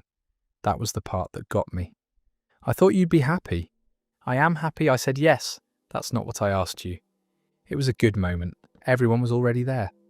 That's my sister's night. She spent 9 months on it, and you took the microphone she rented. I said, she's not going to care about that in 10 years. She said, I'm going to care about it in 10 years. That's the part you keep skipping. Fern found us maybe 5 minutes into that. She was not as calm. She said, I don't want to be the person who makes this about me. So I'm going to say one thing and then go back inside. I asked you at the beginning of the night to keep the toast to Mom, me and Dad. You were not on the list. You took the list and you put yourself on it. Then she said, congratulations genuinely, and I'm going back to my guests. My best friend Gustav called me the next morning after seeing about 9 videos of it. He asked how it went, and I said fine, and he said, yeah, I saw the one where you turn around and look at the crowd before you kneel. You looked at the crowd first. I said I didn't remember doing that. He said, man, you're on video doing it. The following 3 weeks were quiet in a way I did not enjoy. She wore the ring. She wore it to work. She posted a photo of it. She told her co-workers. But she did not talk about the wedding at all. And when I brought up a date in August, she said, not yet. Her mother sent me a text that said only, I did tell you. Fern was polite to me at a birthday thing on the 2nd and did not sit near me. I apologised to Fern by text and got a thumbs up, which I have decided not to interpret. The thing my fiancé said that I still think about, she said in the car on the drive home that night, about 40 minutes in. She said, I'm not upset that you asked. I'm upset that you set it up, so I couldn't say anything, but yes. I told her she could have said no. She said, in front of 60 people, and my grandmother, No, I could not.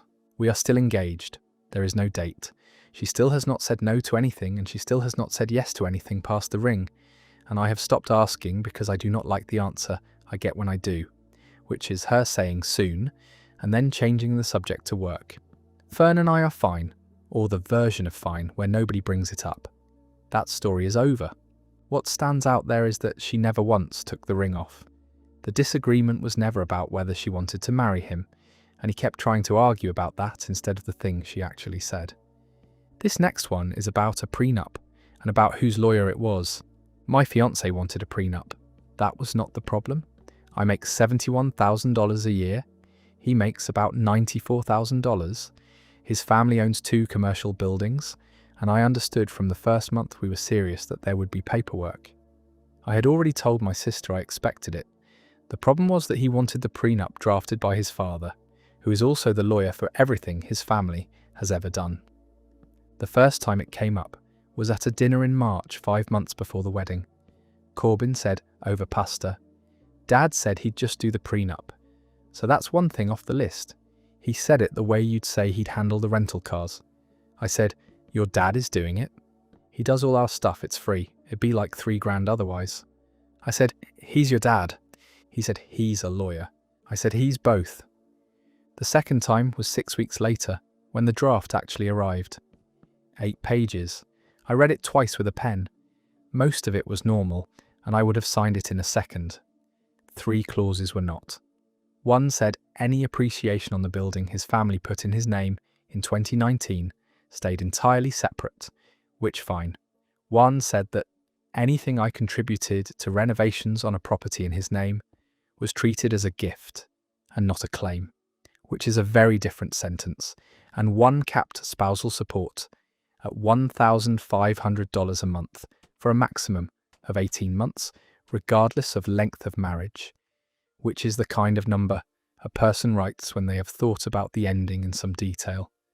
I asked Corbin about the second clause. He said, I don't think it means what you think it means. I said, then let's ask a lawyer who isn't your father. He said, why would we pay someone to explain a document we already have for free? I said, because the free one works for you. He said, he works for both of us. That is not a thing that exists, and I told him so, and he said I was making it weird. The third time was the one that ended it for me. I got a quote from an independent attorney, $310 an hour, 4 hours minimum, so about $1,240. I told his father directly, at their house, that I'd be having it reviewed before I signed anything. Osgood was extremely pleasant about it. He said, of course, absolutely. That's the right instinct. Then he said, just be aware we'd want it executed by the 20th, ideally, because of the timing on the transfer. The wedding was August 9th. The 20th was 11 days out.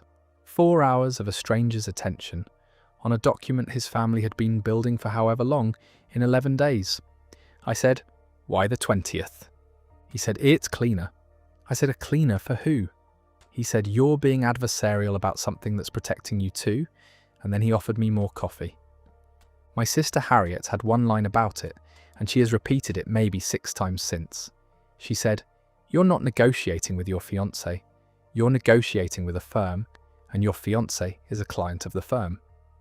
She also said, if the document is fair, a second lawyer reading it costs them nothing. The only reason to rush it is if reading it changes something. Corbin's own mother of all people said something to me while we were putting away chairs. She said, I signed mine in a kitchen in 1994, and I didn't read past page 2. I'm not telling you what to do, I'm telling you what I did. Then she said, he isn't trying to hurt you. He's just never had to think about which side of a table he's sitting on. I paid the $1,240. The independent attorney took 6 hours, so it was $1,860. She flagged the same 3 clauses I flagged, and 2 I didn't, including one about debt I brought into the marriage that would have made my student loans entirely mine, in a way that also made his family's contribution to our down payment recoverable. She used the phrase aggressively drafted and then said, That's not an accusation, that's just the category. We did not sign by the 20th. We got married on August 9th with no prenup at all because Corbyn said if we couldn't agree we'd just skip it, which I did not want either. His father has not brought it up since, which I find louder than if he had. We are 4 months married. The red line is still in a folder in my email marked pending. Twice now Corbyn has said we should finish that, and both times I have said with who, and both times the conversation has stopped there. That story ends there. The part that lands is the mother-in-law with the chairs. She was not defending anybody. She was just saying what happened to her, and it was the most useful thing anyone said in 5 months. He proposed with his grandmother's ring in September and asked for it back in a kitchen in February. The ring was his grandmother Priscilla's from 1961, appraised at $9,400 in 2022, which I know because he told me the number the night he gave it to me, and then told me the number probably 9 more times over the next 5 months. I loved it. I want that on the record before anything else. It was small, and it was old, and it did not look like anything else. And his grandmother was alive and lucid, and 91, and she cried when she saw it on my hand at Thanksgiving. The first time the number came up sideways was in November, during a fight about who was doing the dishes. It was an ordinary fight, 9 or 10 minutes. Nothing said that couldn't be walked back. Then at the end of it he said, "I just think for someone wearing a $9,000 ring, you could load the dishwasher." I said, "What does that have to do with anything?" He said, "Nothing. Forget it." The second time was in December. His mother texted me asking for close-up photos of the ring for the insurance rider, which is completely normal and which I did within an hour. Then she texted asking whether we had considered putting it on his policy instead of ours, since it's a family piece. I said sure, whatever's easier. Then Roman told me he'd handled it, and when I asked which policy it ended up on, he said his, meaning his own, meaning the ring on my hand was insured as his property, which again is defensible, and also a decision made about me without me. The third time was in January. I came home, and he was photographing it on the counter under a lamp with a piece of white paper behind it. He said the appraiser wanted updated images. I asked if we were reappraising it, and he said, just keeping it current. I did not think about it for maybe 3 weeks. The February fight was about moving. His job wanted him in another city by June, and I had said I would think about it, and he had decided that thinking about it was the same as refusing. It got loud, which is rare for us. He said I was holding him back. I said he was announcing a decision and calling it a discussion. And then he said, "Give me the ring back." I said, "What?" He said, "It's my grandmother's. Give it back." So I took it off and put it on the counter, and the sound it made on the counter is the thing I remember out of the entire 5 months. It was a very small sound. Then he said, immediately, within maybe 4 seconds, "I didn't mean that." I said, "You said it." He said, "I said it in a fight. People say things in fights." I said, "You said the one thing that had been sitting on the table since November." His brother Anton, who I like, called me 2 days later. He said, "I'm not going to defend it, and I'm also going to tell you something. When Gran gave him that ring, she gave it to him with a whole speech about how it doesn't belong to anybody, it just moves. He's been terrified of losing it since he was 22. That's not an excuse. I just don't think he was talking about you." Priscilla herself said something to me in March when I visited her without him, which I did on purpose. She was very direct. She said, "Did he ask for it back?" I said yes. She said, "Then he's not ready, and I'd rather find that out now than at a funeral." Then she said, "You can keep it or not keep it. It isn't a test. He'll tell you what he is either way." The ring sat in a dish by the sink for 9 days. On the 10th day, he put it back in the box. It came in and put the box in his nightstand, and neither of us said anything about that, and it has been there since. That was February 14th, which he did not plan, and which I have decided not to make a joke about. We are still together. He turned down the transfer, which he did not tell me he was doing until it was already done. And when I said he should have talked to me about that too, he said, "You'd have told me not to." We have not talked about the ring since March. I do not know if we are engaged. There is not a word for what we are, which is maybe the most honest thing I can say about it. That story wraps up there. The grandmother's line about it not being a test is the thing worth keeping. She was the only person in that whole story who wasn't trying to win something. My fiancée wanted her ex at our wedding because they were, in her words, still close. I found out from a spreadsheet. She had built the guest list in Google Sheets, 142 rows, colour-coded by side, and I was going through it on a Tuesday in March checking addresses because that was my job in the wedding, addresses and the bar.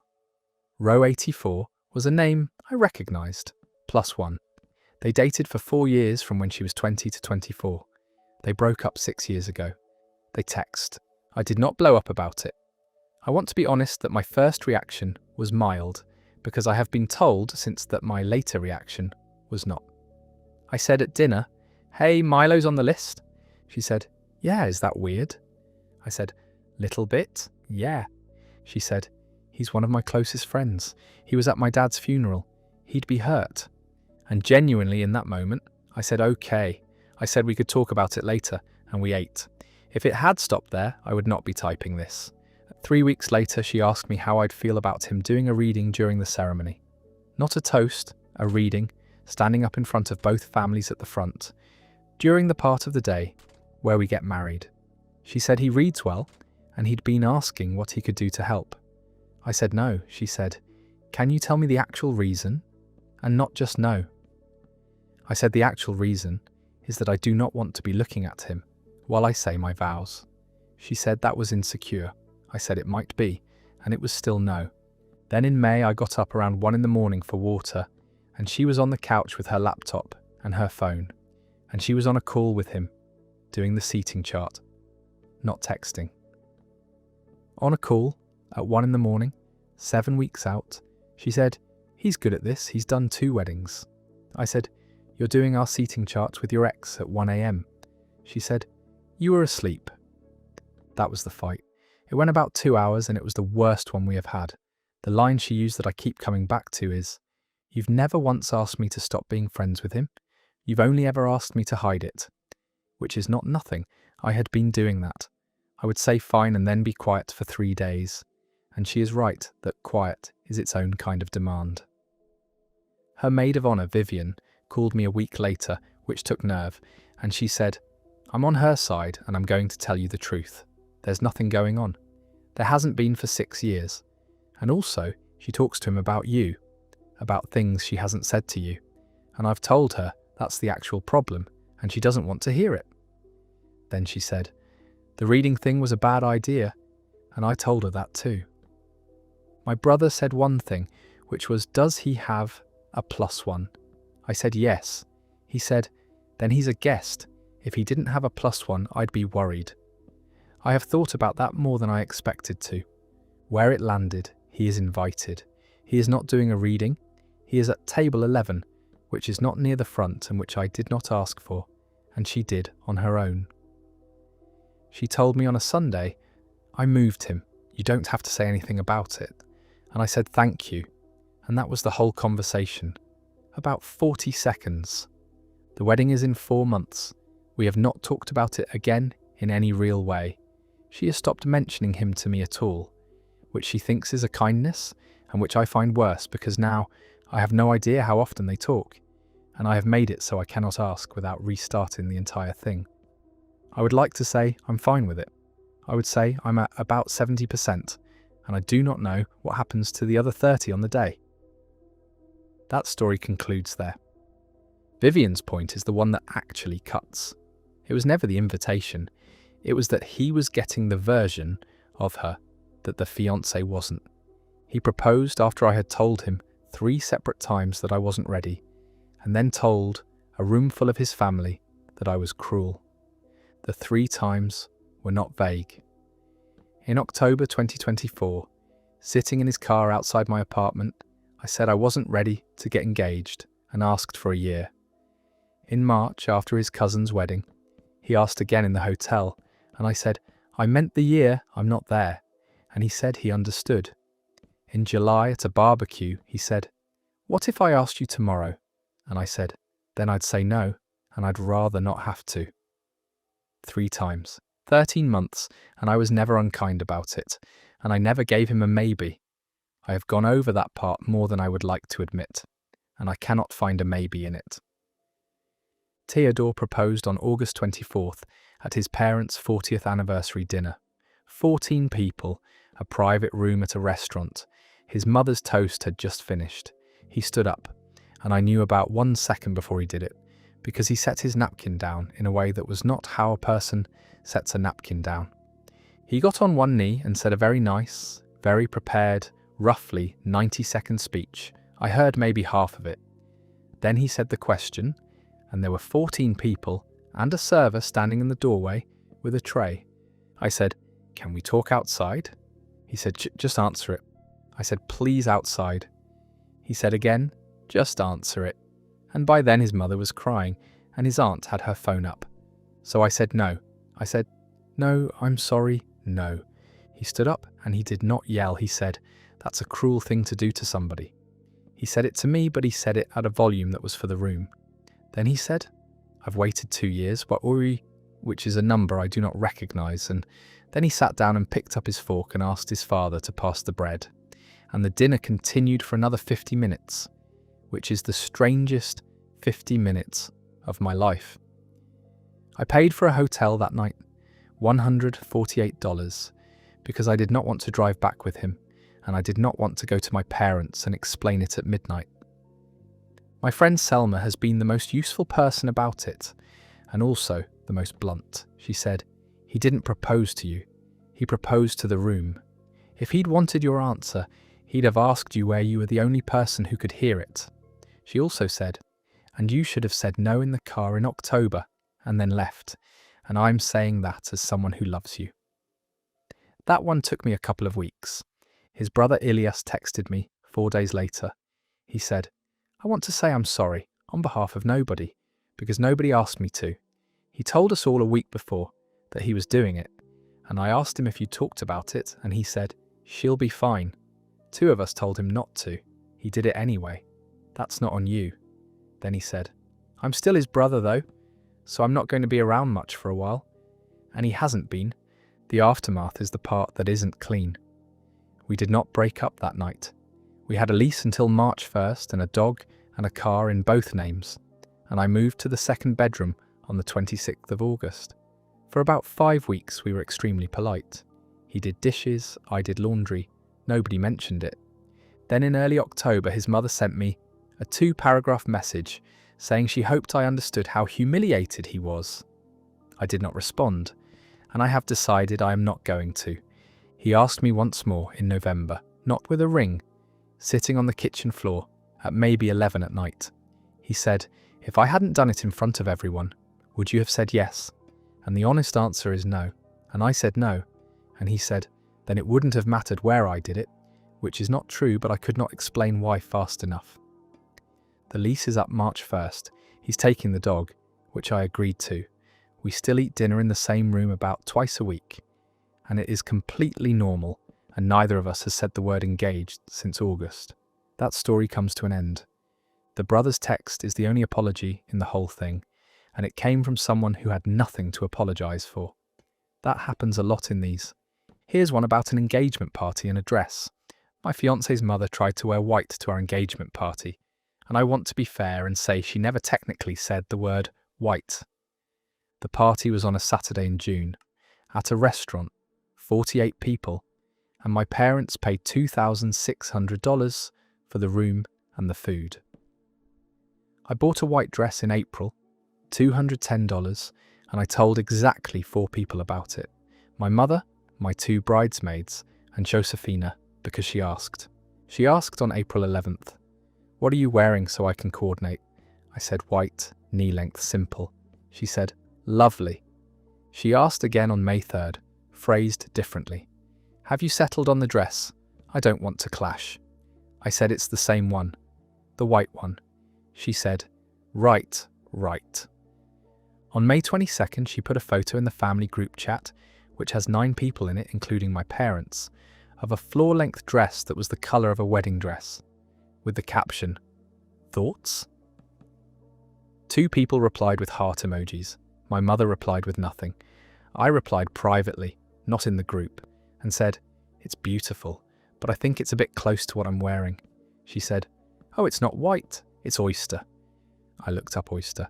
It's white. I said, "I think it'll read as white in photos." She said, "You're sweet to worry." That is the whole exchange. That is what I had to work with. Elias, my fiancé, handled this the way he handles everything about his mother, which is by trying to make it smaller.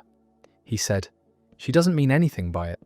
I said, "I know she doesn't mean anything by it. I'm telling you what it's going to look like." He said, "So wear a different dress." I said, "Why is the person the party is for the one who changes?" He said, "Because it's easier." I did not change dresses, and I also did not handle this well, and this is the part I actually think about.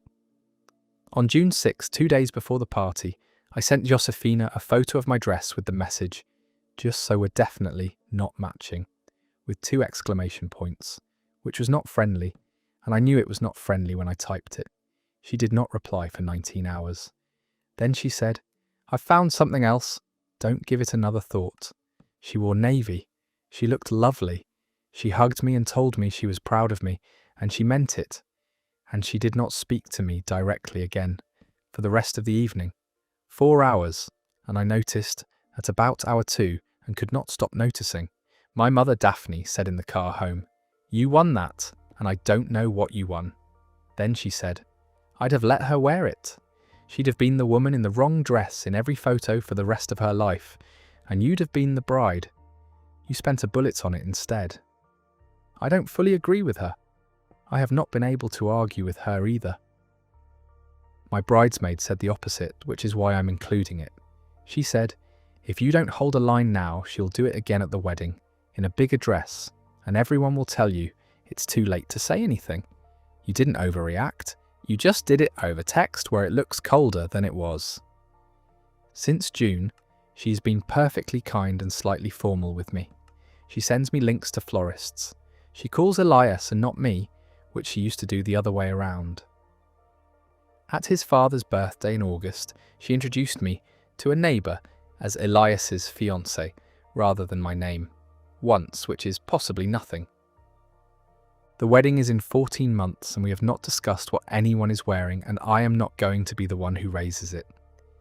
Elias's position is still that nothing happened, and my position is that something happened, and we have simply agreed to hold both of those. That story just ended. The mother's line about the neighbour is the only thing in there that can't be proven, and it's the thing the bride will still be turning over in a year.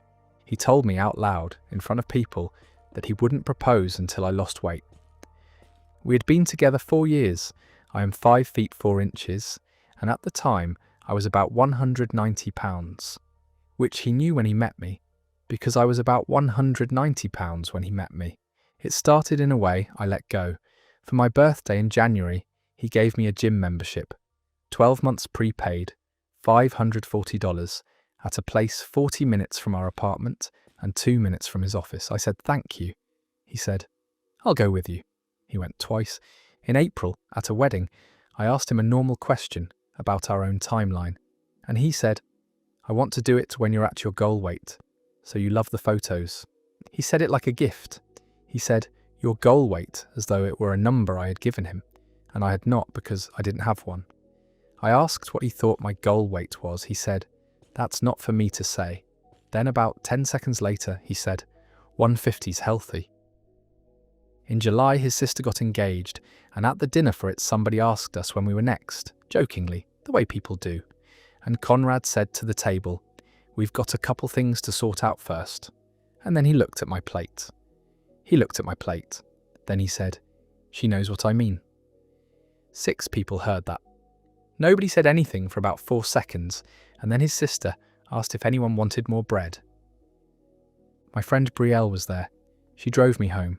In the car, she said, "I need you to tell me you heard that the way I heard it." I said I did. She said, "Then I'm not going to say anything else tonight." Because you already know, and you don't need me to be the one who says it. A week later, she said the other thing, which was, he's not going to propose when you hit 150. He's going to find a new number. That's how this works. His own sister called me 9 days later, which I did not expect and which cost her something. She said, what he said at my dinner was disgusting, and I told him so in the car. Then she said, he told me he was trying to motivate you. I told him that's what people say when they've already decided you're a project. I lost 14 pounds between July and October, and I want to be honest that I did it on purpose, and I did it for the wrong reason, and I knew that the entire time. At 176, he said, you look incredible. At 176, he did not propose. In October, I asked him directly, on a Tuesday, is there a number? He said, it's not about a number. I said, you said 150 in April. He said, I don't remember saying that. I said, I do. He said, why are you making this ugly? I moved out on November 8th. I paid $1,450 to break my half of the lease, and I stayed with Brielle for 6 weeks, and I bought a bed frame in December, which is when it actually hit me, in a warehouse store over a bed frame. He has texted maybe 11 times since. 2 of them were long. In one of them he said he had been so scared of doing it wrong that I said the wrong thing, which I think is genuinely how he understands it. In another he said he'd started therapy, which I hope is true, and which I have not asked about. I answer about half the texts. I have not seen him since November. His sister still sends me things sometimes, which I have decided is allowed. I have not weighed myself since October, and I do not have a plan to, and that's where that one ends. The sister calling was the whole story in one phone call. She had nothing to gain, and she did it anyway, which is more than the person who actually owed the apology managed in 11 texts. Our rent is $1,880 a month, and we split it evenly, $940 each, transferred into a joint checking account on the 1st. It has worked that way for 2 years without a single problem. In March, his half didn't land. He told me his company had switched payroll providers, and his direct deposit was stuck somewhere in the migration, and that HR had opened a ticket. I covered the whole thing out of my own account and told him not to worry about it. In April, the same thing happened, except the story had more detail this time. The HR person handling it was on medical leave. The ticket had been escalated, and he'd been told 2 to 3 weeks. I covered it again, $940, and I moved $600 out of my emergency savings to make my car insurance payment, because the timing was bad. In May, I stopped asking. It felt like nagging, and he had started getting short with me whenever money came up. He did send me $200 through Venmo on the 18th with the note, partial, sorry, love you. That was the only money that moved from him to me in 91 days. The thing that actually cracked it open was small.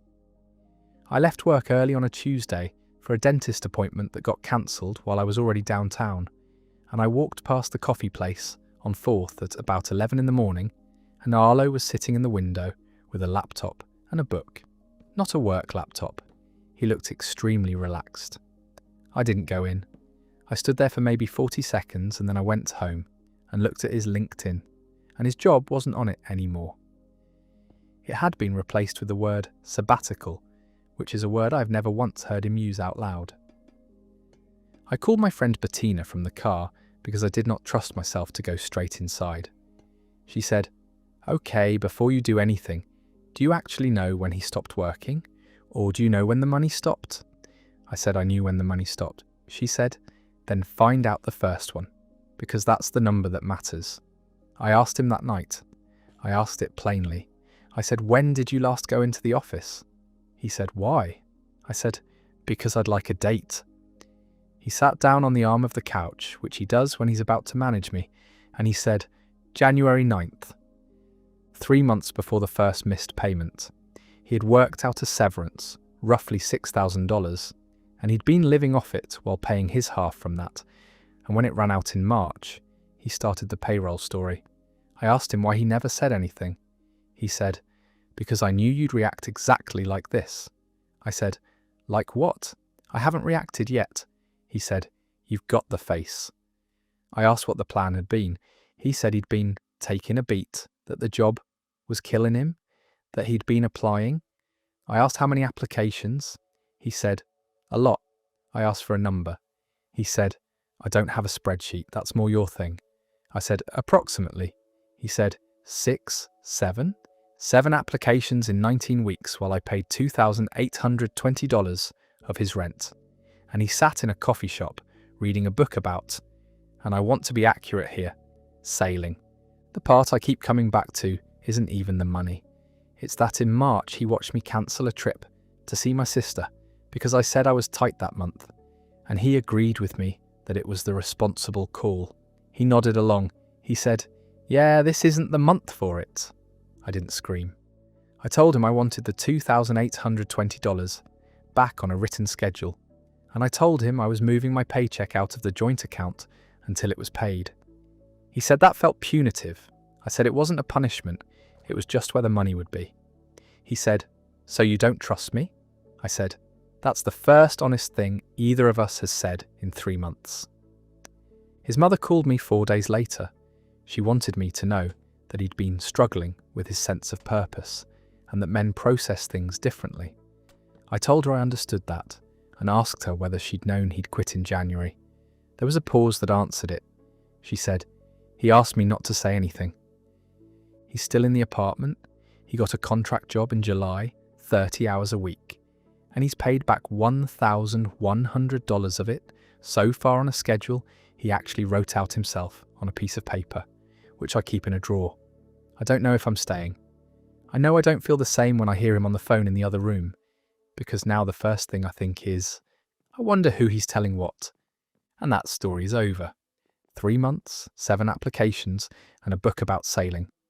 The severance ran out in March, and instead of one uncomfortable conversation, he chose 19 weeks of small ones. The handwritten repayment schedule in the drawer is either the beginning of something or a very nice piece of paper. Our next story comes from a man who found out about his own move from a moving company. My wife works in hospital administration, and she'd been up for a director role for about 8 months. We'd talked about it constantly. The version we talked about was the one at her current site. A promotion in place. Maybe a 15% bump. No change to anything else. That's the job I was cheering for. That's the job I brought home a bottle of wine for in February when she made the shortlist. In April, she started taking calls in the garage. Not hiding exactly, just consistently, in the garage, and afterwards she'd come in and be very energetic about dinner. I asked once who she'd been talking to, and she said, work stuff, it's boring. I let it go because 8 months of a promotion process makes people weird, and I know that. The second thing was the calendar. We share a family calendar, and a 2-day block appeared in late April, labelled only 000. She told me it was a conference. When I asked which one, she said she'd forward me the details and never did. She flew out on a Wednesday morning and came back Thursday night with a hotel keycard still in her coat pocket, from a chain that doesn't operate in the city she said she was in. I noticed it. I didn't say anything, and I want to be honest that not saying anything was a choice I made, and it wasn't a noble one. I was afraid of the answer. The third thing ended it. On a Saturday morning, a woman called our landline, which basically only rings for scams and my mother, and asked if this was the right number to schedule a pre-move survey for a household relocation. I said she had the wrong house.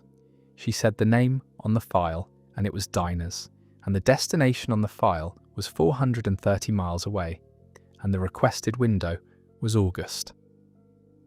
Dinah was in the kitchen. I put the phone down and I said, "Are we moving?"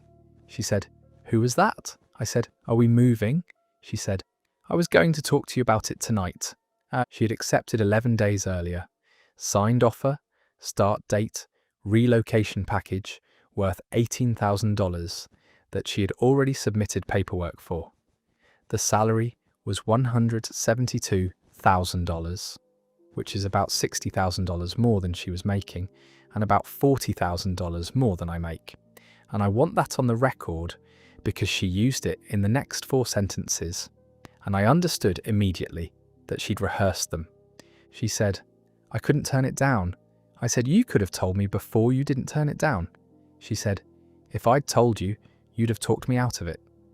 I said, "Maybe. Or maybe I'd have said yes and we'd have picked the month together." She said, "You wouldn't have said yes." I asked her what her actual plan for me was. She said I could work remote, which is true 2 days a week and not true 5. She said my mother could visit. She said, and this is the sentence that I keep hearing at odd times, "It's not like your job is location dependent in a real way." My brother Casimir, who is not a diplomat, said the quiet part when I called him. He said, "She didn't forget to tell you. She sequenced it.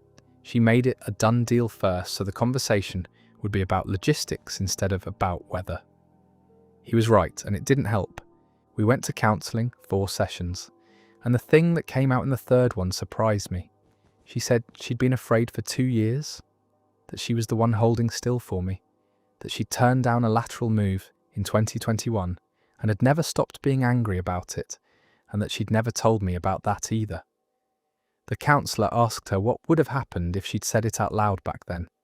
She said, "I don't know, I've never said anything out loud in this marriage, so the story isn't as clean as I want it to be." She did a genuinely cold thing. She also did it after 3 years of me not noticing that she was suffocating, and I don't get to pretend I was just a bystander in my own house. We are moving. I gave notice at my job in July, and I have 2 interviews lined up in the new city, and neither of them is as good as what I'm leaving. I asked her for one thing, which was that we redo our finances so nothing is decided alone again, and she agreed to it in about a second and a half, which either means she meant it or means she'd have agreed to anything.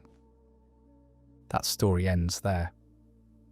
11 days between the signature and the sentence. I was going to talk to you about it tonight.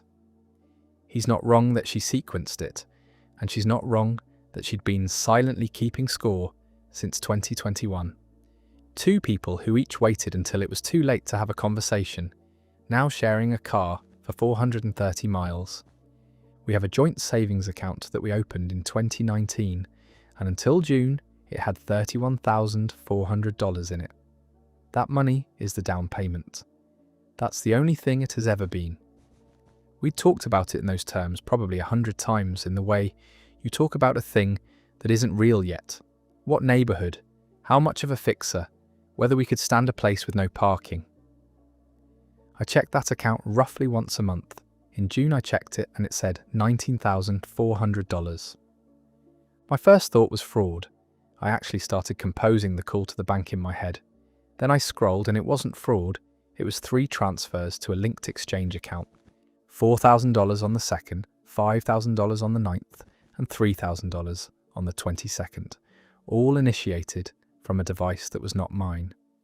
Emmett got home at 6 and I asked him about it before he'd even put the bag down, which I regret only in terms of staging.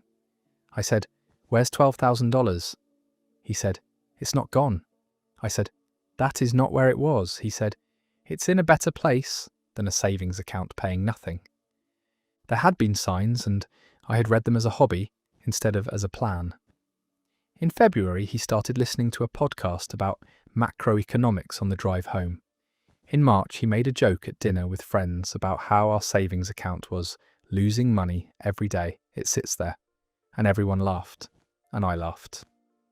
In April, he asked me, in an extremely casual voice while we were folding laundry, what I thought about putting a small piece of the down payment somewhere with more upside, and I said no, I want the down payment to be the down payment. And he said, "Yeah, fair." That was the last conversation we had about it before he moved the money. I asked him why he asked me at all if he was going to do it anyway. He said, "Because I thought you'd come around and you didn't." I said, "That's not a reason, that's a schedule." He said, "You've never made a financial decision in your life that wasn't the safest possible one." I said, "That's what a down payment is." Here's the part that complicates it. By the time I found out, the $12,000 was worth about $17,800. He led with that. He said, "You're mad at me for making us $5,000. I told him that if it had gone the other way, he'd be having a very different conversation. And he said, but it didn't, which is the entire argument he has ever made about anything. My sister Flora asked me the question I couldn't answer. She said, if he sold it right now and put 19.4 back in the account, would you be fine? And I sat there, because the answer is no. And if the answer is no, then the money isn't really the issue. And if the money isn't the issue, then I have to say the actual thing, which is that he asked me, I said no. And he decided my no was a first offer. I asked him to sell and move it back. He said he would, when it made sense to. I asked what number made sense. He didn't have one. He said, you don't time it like that. I said, so there's no amount at which this comes back. He said, don't be dramatic. We're in a strange place now. I moved my paycheck into an account in my own name, which he called a betrayal, and I said it was the same thing he did, except I told him. He didn't have an answer for that, and it's the only time in 4 months I've seen him not have an answer. As of last week, it's worth about $14,900, down from a peak of $21,000 that he told me about at the time in some detail. He hasn't mentioned the number since July. I asked him on Sunday, and he said, it's a long game. We have not looked at a single listing since June. That story wraps up there. It's not the 12,000, it's the, yeah, fair in the laundry room. He asked, got a no, and treated it as an opening bid. And now the down payment has a mood. Checks its phone at breakfast, and nobody's looked at a house in 3 months. My husband makes about $210,000 a year, and I make about $74,000, and for 6 years, he would not let me pay for anything. I mean that fairly literally. Groceries, the dog's surgery, the water heater, dinners out, my own car repair, he'd intercept it. If I put my card down first, he'd hand it back to me. If I paid a bill online, he'd transfer the exact amount back the same day, sometimes within the hour with no note. I pushed on it early. In our second year, I set up an automatic transfer of $900 a month into the joint account, and it lasted 5 weeks before he cancelled it from his side and told me he'd taken care of it. I said I wanted to contribute. Gareth said, you do contribute. I said, I want to contribute money. He said, that's not what I need from you. So I stopped fighting it, and I want to be honest that stopping fighting it was comfortable. I paid off my student loan 4 years early. I built up about $61,000 in my own savings, which he knew about in general terms and never asked to see. I bought things for the house sometimes, and he'd let those through because they were gifts, and gifts have a different category in his head. The turn came slowly, and then all at once. 2 years ago, he started making a joke at gatherings. The joke was, I've got one dependent, and she's got a master's degree. Everyone laughed. I laughed the first 4 or 5 times. In January, he made it at his own birthday dinner in front of 11 people, and it landed differently because he wasn't smiling when he said it. Then in March, we were doing taxes, and he said, out of nowhere, do you know what our effective rate would be if we were closer to even? I said I didn't. He said, it'd be a lot better. It's just something I think about. The full version came out in April during a fight that started about a dishwasher. He said, I have never once had a partner in this. I have had a passenger. I said, you built the car and you locked the doors. He said, you could have insisted. I said, I did insist. You cancelled the transfer in 2020 from your own laptop on a Tuesday. He said he didn't remember that. I said, I remember it because it was the day I stopped trying. His mother Hilda is where I think it actually comes from, and she made it worse without meaning to. She told me once, warmly, that Gareth's father never let a woman pay for a thing in his life, and she said it as the highest possible compliment. And she also told me, in the same conversation, that his father died and left her with no idea where the accounts were. I asked him in counselling what he'd have wanted me to do. He said, just take the money, which sounds like a simple answer until you sit with it. It means overcome me, which means the whole system was a test I didn't know I was taking, and he's been scoring it for 6 years. I'm not fully in the right here. I got comfortable, 6 years is a long time to accept an arrangement I said out loud I didn't want, and I benefited from it in a very concrete $61,000 way. And I never once forced the issue after 2020, because forcing the issue would have cost me a fight I didn't want to have. We restructured in June. Proportional split, 60-40 by income, automatic on the first, and he does not have the ability to cancel it unilaterally. It's been 3 months. He has said the words, "You don't have to," twice, and both times he caught himself. The resentment hasn't gone anywhere yet. I hear it when the transfer clears, and he says, "There it is," in a tone I can't read at all. That story concludes there. 6 years of "I've got it" that turned out to be 6 years of keeping score. He built a system that only worked if she broke it, then got angry that she didn't. And the mother-in-law's compliment about the man who never let a woman pay is the whole family tree in one sentence. My girlfriend and I took 8 days in Portugal in May. We'd been saving for it since the previous fall, splitting the estimate down the middle, about $2,600 each. And I'd already paid my half of the flights and put $1,400 into a shared pot for the rest. About a week before we left, she told me not to worry about the pot. She said she'd sorted the accommodation and that I should keep my money. I said that was a lot to just absorb, and she said it was fine, that she'd gotten a rate through work. I believed that because it was almost true. She works for a mid-sized consulting firm, and she does travel for them, and she does get rates. What I didn't know was that she had booked the entire 8 days, the apartment, the car, 4 dinners, and both flights, on her corporate card, and coded it to a client engagement in Lisbon that she was tangentially attached to, and that required exactly 1 meeting. I found out on day 6. We were at dinner, and she photographed the receipt before I'd even signed it, which she'd done every night. And I finally asked why. She said, "Expenses." I said, "For what?" And she said it like it was nothing. "The whole trip's expensed, babe." I asked how much. She said just under $7,000. I asked how a vacation gets expensed, and she explained the mechanism with a calm that told me she'd done it before. There'd been a real client meeting on day 2, 90 minutes, in a lobby. Everything else was, in her framing, the trip that meeting required. We had 2 more days, and they were not good days. On the flight home, she asked me for the thing. She said finance sometimes calls the second attendee to confirm the business purpose, and that if her boss, Ignatius, or anyone from finance reached out to me, I should say I'd joined for the client dinners. I said, "I'm not in your company."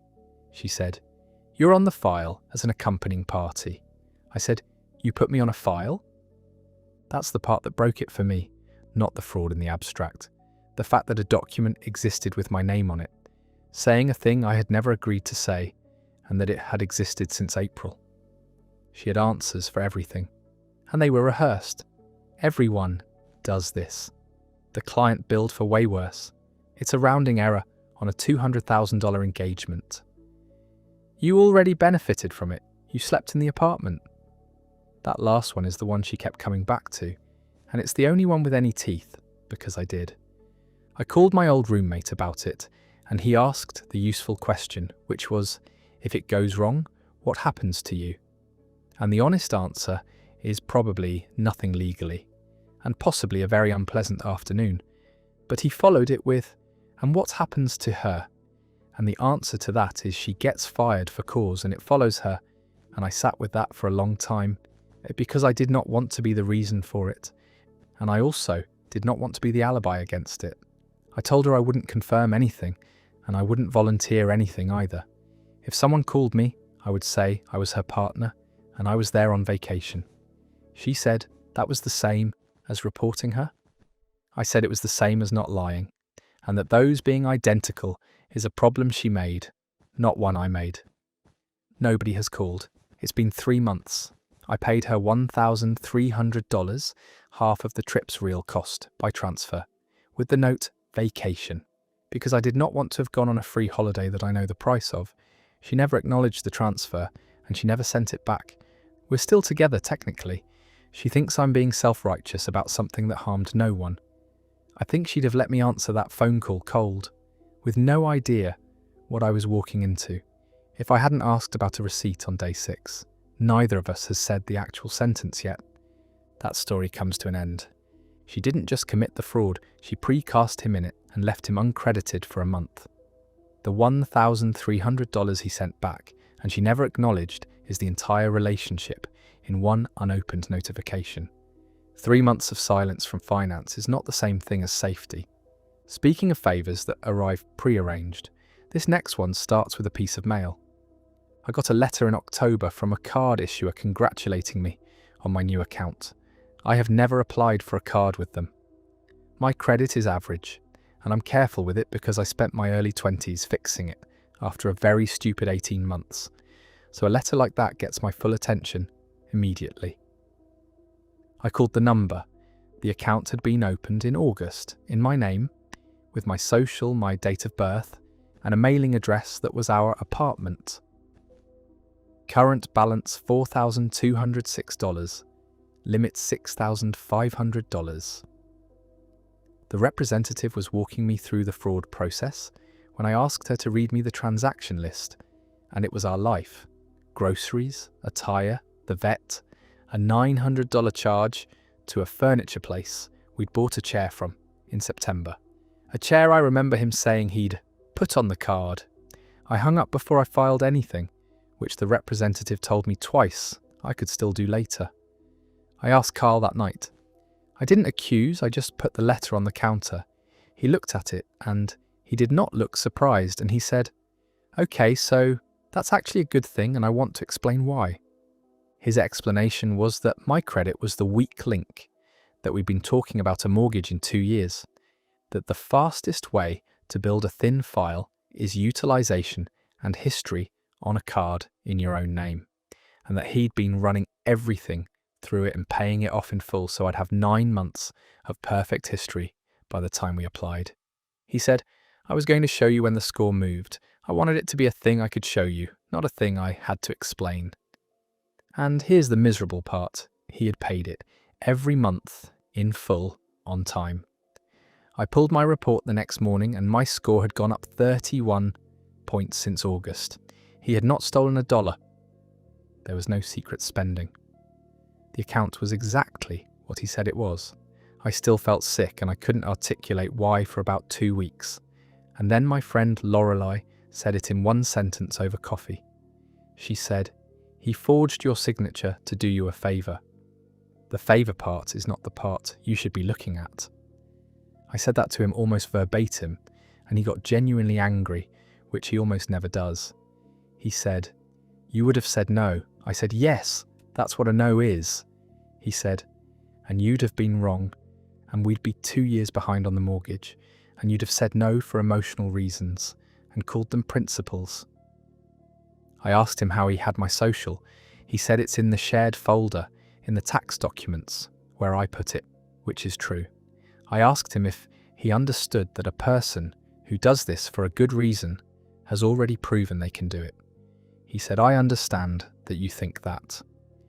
The thing that has stayed with me longest is the timeline. August to October is 10 weeks.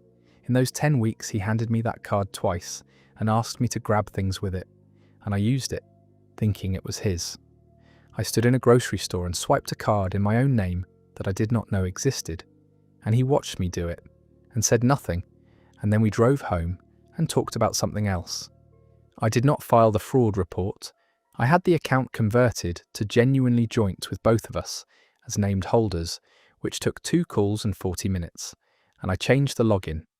He was fine with all of it immediately, which is either the best sign in this story or the most efficient way to end a conversation. We're getting the mortgage next spring. My score is up 52 points. He was right about the strategy, and I've told him so. I've also told him that if it happens again in any form, for any reason, no matter how good the reason is, I'm gone. And he said, "I know, and I don't know if he does."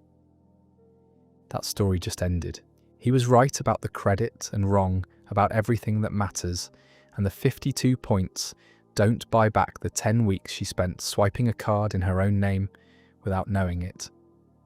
I was going to show you when the score moved is a man who thought the reveal was the gift.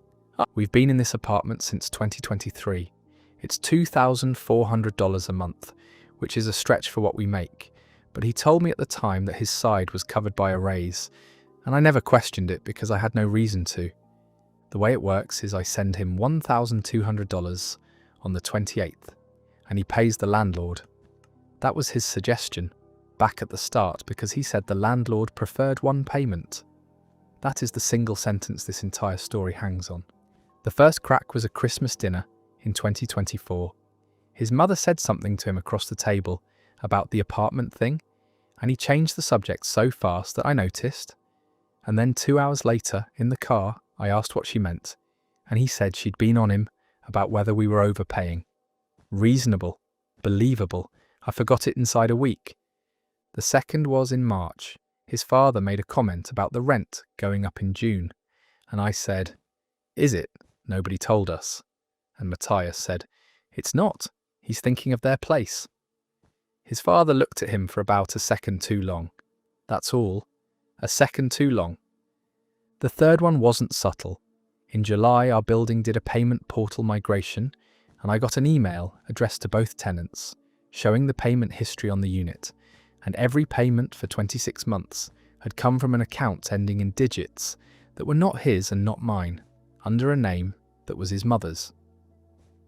Nina had been paying our rent, all of it $2,400 every month since 2023, which meant my $1,200 on the 28th had been going somewhere else for 26 months, and 26 times $1,200 is $31,200.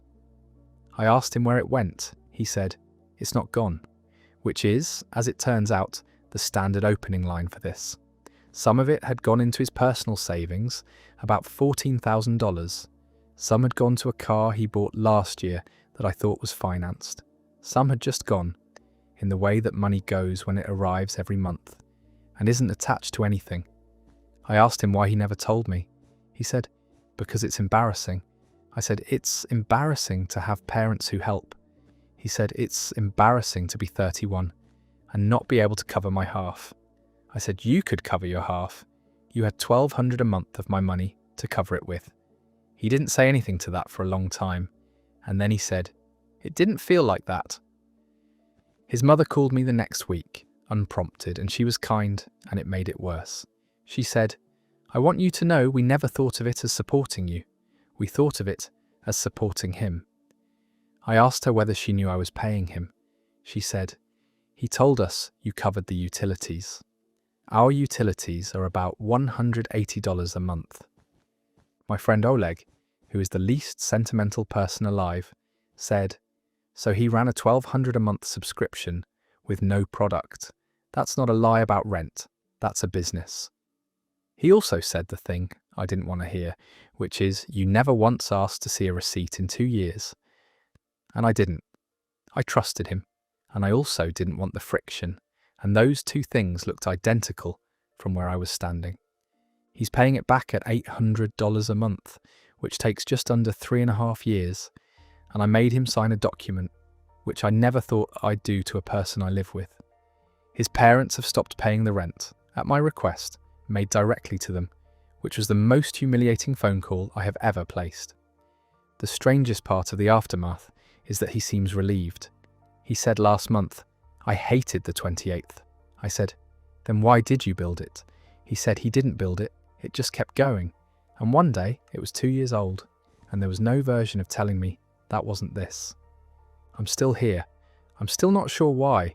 I have $2,400 of the repayment so far, and a piece of paper, and a partner who flinches slightly every time his mother's name comes up on my phone. And that's where that one ends. 26 months, $31,200, and a mother who thought the utilities were $2,400. He didn't lie about the rent so much as run a private subscription service where the product was his own dignity. And "I hated the 28th" is a hell of a thing to say about a day you invented. My husband and his best friend Ruben have been close since they were 14, and I never had a problem with that until I found out Ruben knew things about our marriage that I never told anyone. not even my own sister. It started small. About 4 months into living together, my husband and I got into it over something dumb, whose turn it was to call the landlord about the heat. And the next day, Ruben texted me, "Hope you guys work it out, sounds rough." I hadn't said a word to Ruben. I asked my husband about it, and he shrugged and said, he asked what was wrong. I told him, that's what friends do. I let it go. 6 weeks later, we had a bigger fight, about money this time, about $1,200 he'd put on a credit card without telling me for a graphics card. And 2 days after that, Ruben made a joke at a group dinner about how, at least you don't need permission to buy things, right? And laughed like it was nothing. I sat there doing the math in my head, realizing my husband had not only told Ruben the exact number, but had told him in a way that painted me as the controlling one. I brought it up in the car on the way home. "Why does Ruben know our credit card balance?" he said. "I vent to him, that's normal. You vent to your sister." I said, "I don't give my sister dollar amounts and then let her make jokes about me at dinner." He didn't have an answer for that one. The third time was the one that broke it open. We had a fight in our bedroom, a real one, about whether we wanted kids at all. Voices raised, some things said that neither of us meant, and I found out 3 days later that Ruben knew the specifics, not the general shape of it, the specifics, because Ruben's girlfriend, a woman I barely knew named Faye, texted me out of nowhere and said, "Hey, I don't want to overstep, but are you okay? Ruben mentioned you guys had a really rough night about the kids thing, and honestly, it sounded intense." I stared at that message for a long time. My husband had relayed a private argument about whether we'd have children in detail specific enough that Faye, a woman I'd met twice, was checking on my emotional state. I sat him down that night. "You told Ruben we thought about having kids. You told him what I said." He didn't deny it. He said, "I needed to talk to someone." I said, "I'm someone, I was in the room." He got defensive, said I was making him choose between me and his best friend, which wasn't what I was doing at all. I was asking him to stop narrating our marriage to a third party, like it was a show he was recapping. He said Ruben was like a brother, and brothers don't keep secrets. I said marriages are supposed to have some. He didn't like hearing that. We didn't resolve it that night. I told him I needed him to keep the content of our arguments between us. Not the fact that we argue, everyone argues, but the actual words, the actual numbers, the actual private stuff. And he agreed to it in the way people agree to things when they haven't actually processed why it upset you. 2 weeks later, I heard him on the phone with Ruben, and I caught the tail end, him saying, "Yeah, she's still kind of weird about the whole thing, I don't know. I think she's projecting from her parents' marriage or something." I didn't confront him again. I just started writing things down. It's been about 5 months since the phone call I overheard, and things are quieter on the surface. He talks to Ruben less about specifics, or at least I think he does.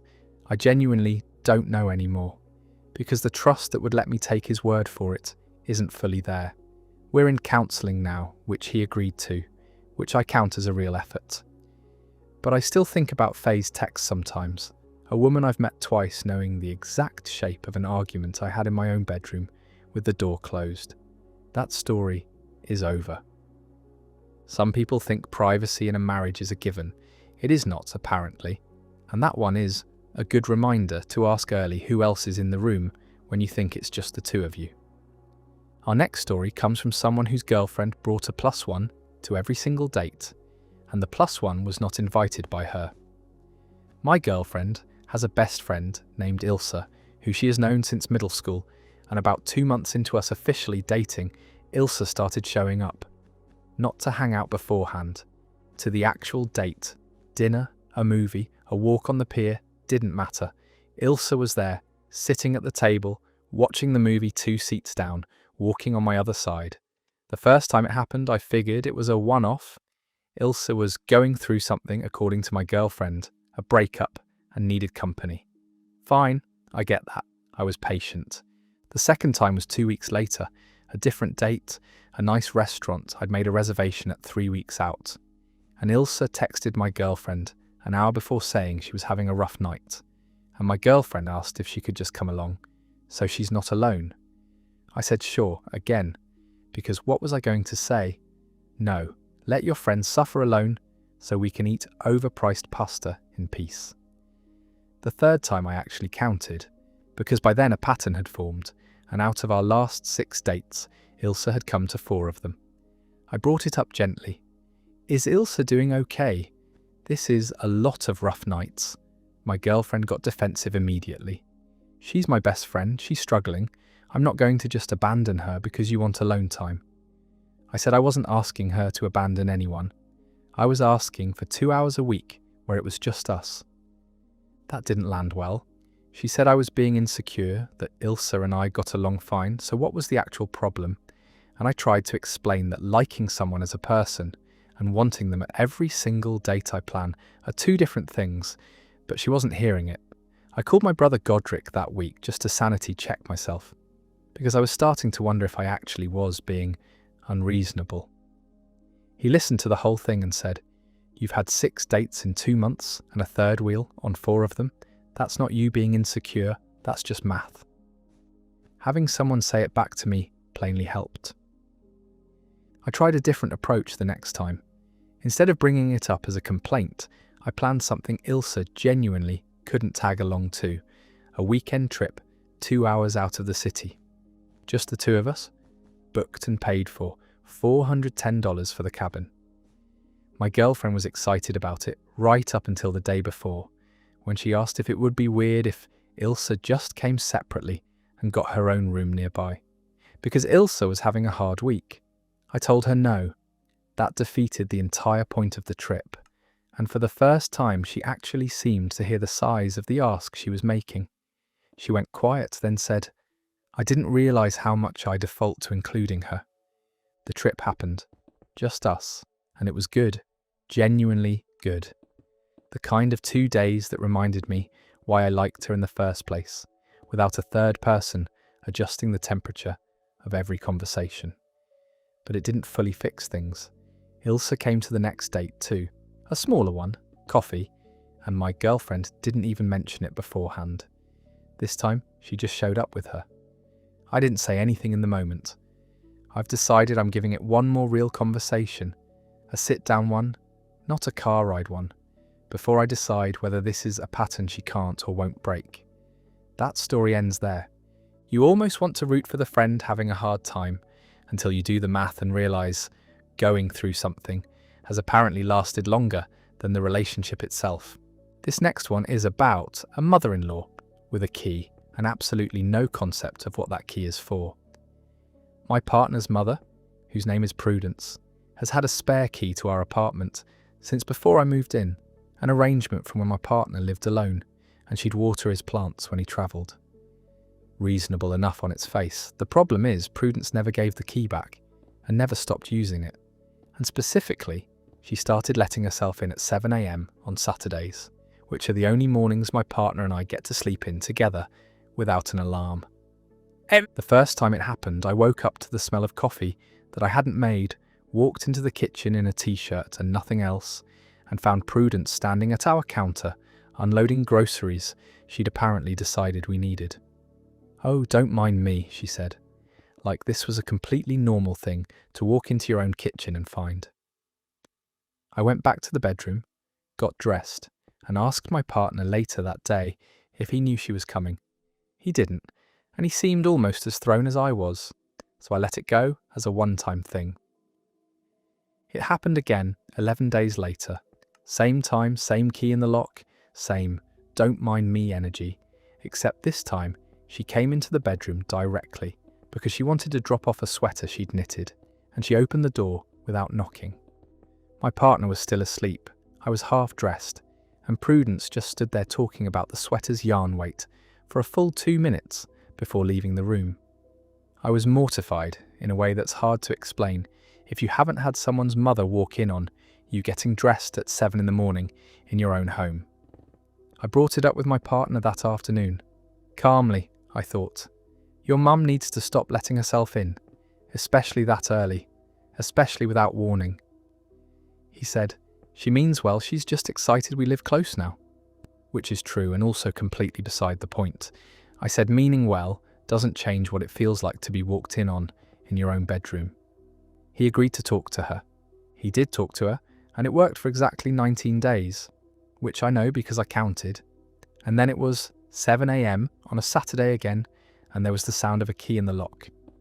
This time, I got up before she made it past the entryway and met her at the door in the hallway, still in my pyjamas, and said, as evenly as I could manage, "Prudence, we need you to text before you come over. Every time, no exceptions." She looked genuinely surprised, said, "I didn't think it was a big deal. I raised him in this apartment building, practically." Which wasn't even true. They'd never lived here. And I think it was more about her feeling entitled to unscheduled access to her son's life than anything logical. My partner backed me up in the moment, which mattered.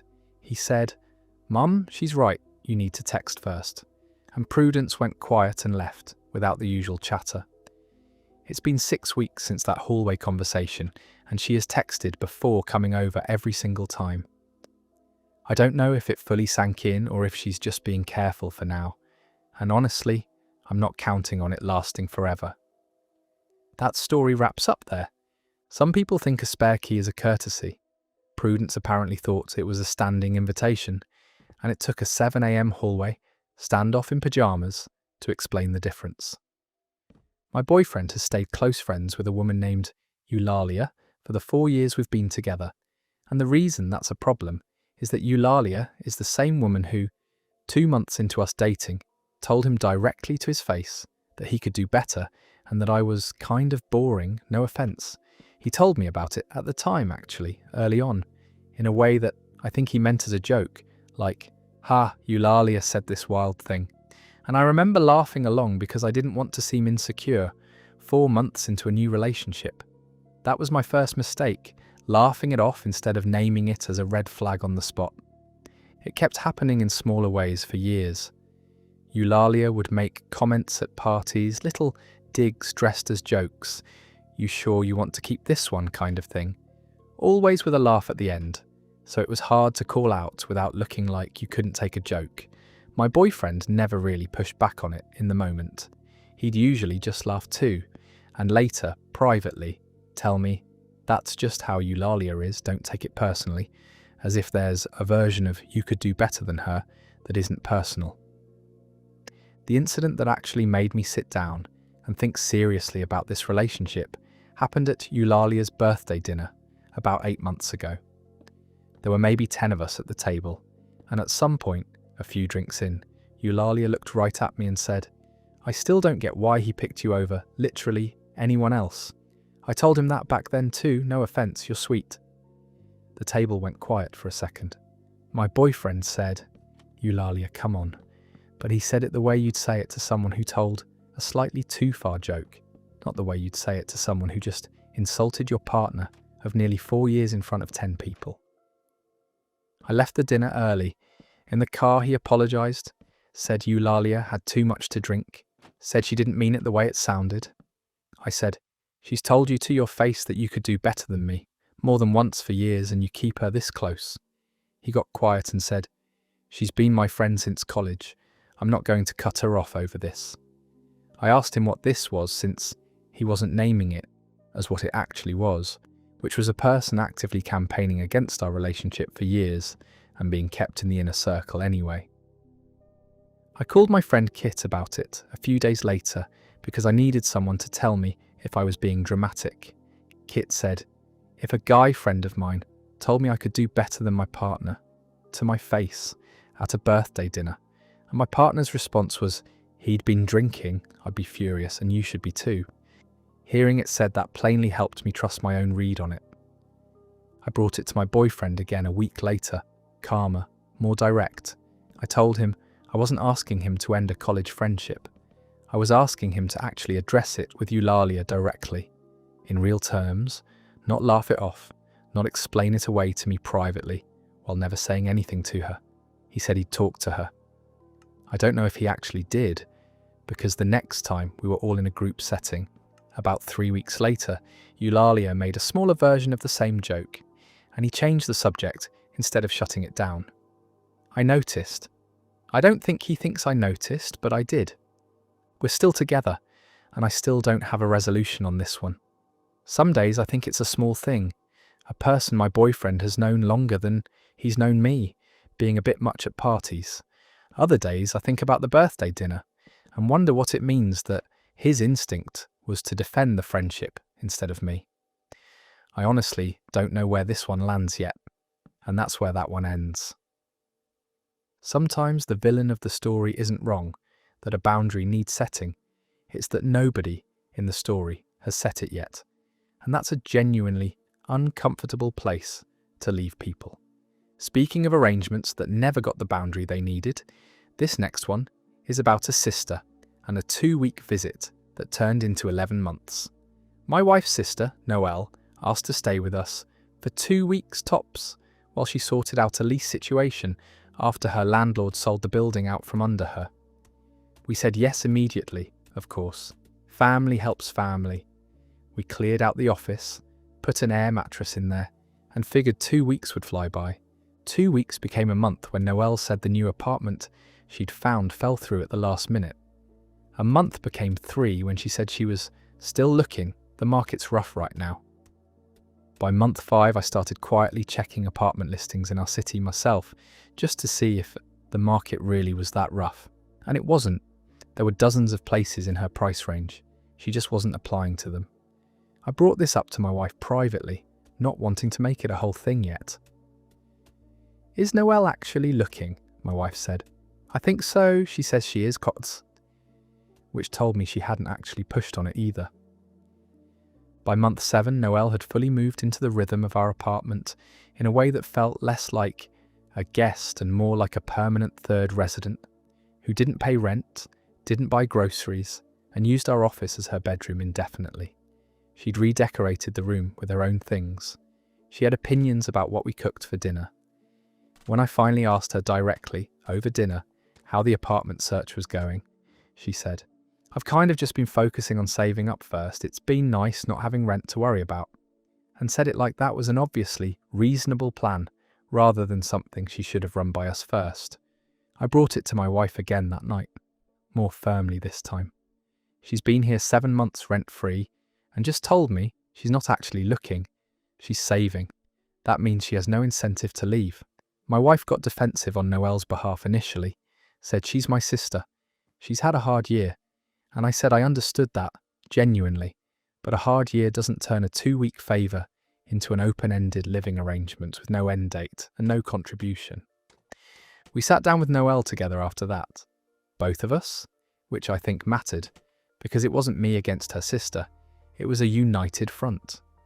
We told her she had 2 months to find her own place, and that starting immediately she'd contribute $300 a month toward groceries and utilities since she was living there full-time. She was upset at first, said it felt like we were kicking her out, and my wife, to her credit, held firm and said, "Noelle, it's been 7 months of a 2-week favour. This isn't us kicking you out.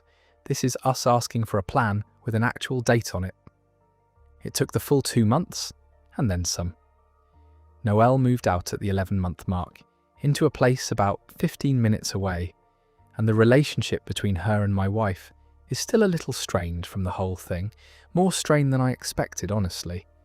Like Noelle feels she was treated unfairly, even though she lived with us for nearly a year without paying a cent for most of it.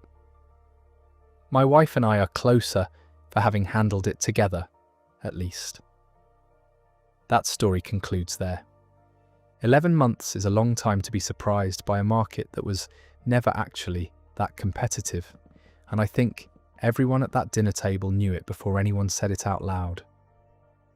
My partner told his entire family about my medical diagnosis before I'd even fully processed it myself, and I found out by accident, which somehow made it worse.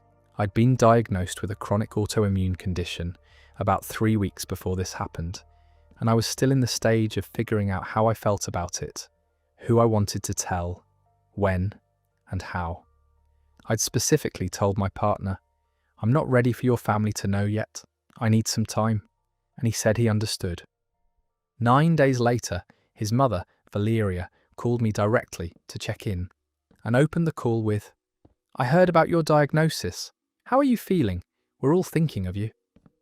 I sat there on the phone, completely blindsided, trying to sound normal while internally reeling that a private medical conversation I'd explicitly asked to keep contained had already reached his entire family. I got off the phone and asked my partner about it immediately. He said, "I told my mum she was worried something was wrong because you seemed off at dinner. I didn't think it was a big deal, she's family." I explained as clearly as I could that it wasn't his information to share on his own timeline, it was mine, and I had specifically asked him to wait. He apologised, said he understood, and I thought that was the end of it. 17 days later, at a family barbecue, his uncle, someone I'd met exactly twice, asked me how my treatment plan was coming along, in front of about a dozen people I barely knew, some of whom clearly hadn't heard yet and were now finding out in real time via his uncle's question. I stood there holding a paper plate, trying to figure out how many people at this barbecue knew details about my body that I hadn't even told my own mother yet. I left early that day. In the car, my partner tried to explain that his family is just close, that they tell each other everything, that it wasn't meant as a betrayal. I said, that's not a family culture problem. That's a you told people something that wasn't yours to tell problem, twice, after I explicitly asked you not to. He got quiet. I think it was the first time he actually understood the size of what he'd done, rather than just apologising reflexively. I talked to my sister Bridie about it that week, mostly to vent, and she said something that stuck with me. A diagnosis is one of the only things that's fully yours to control the reveal of, and he took that away from you twice. That's not a small thing, even if his intentions were fine. Having someone name it that specifically helped me stop second-guessing whether I was overreacting.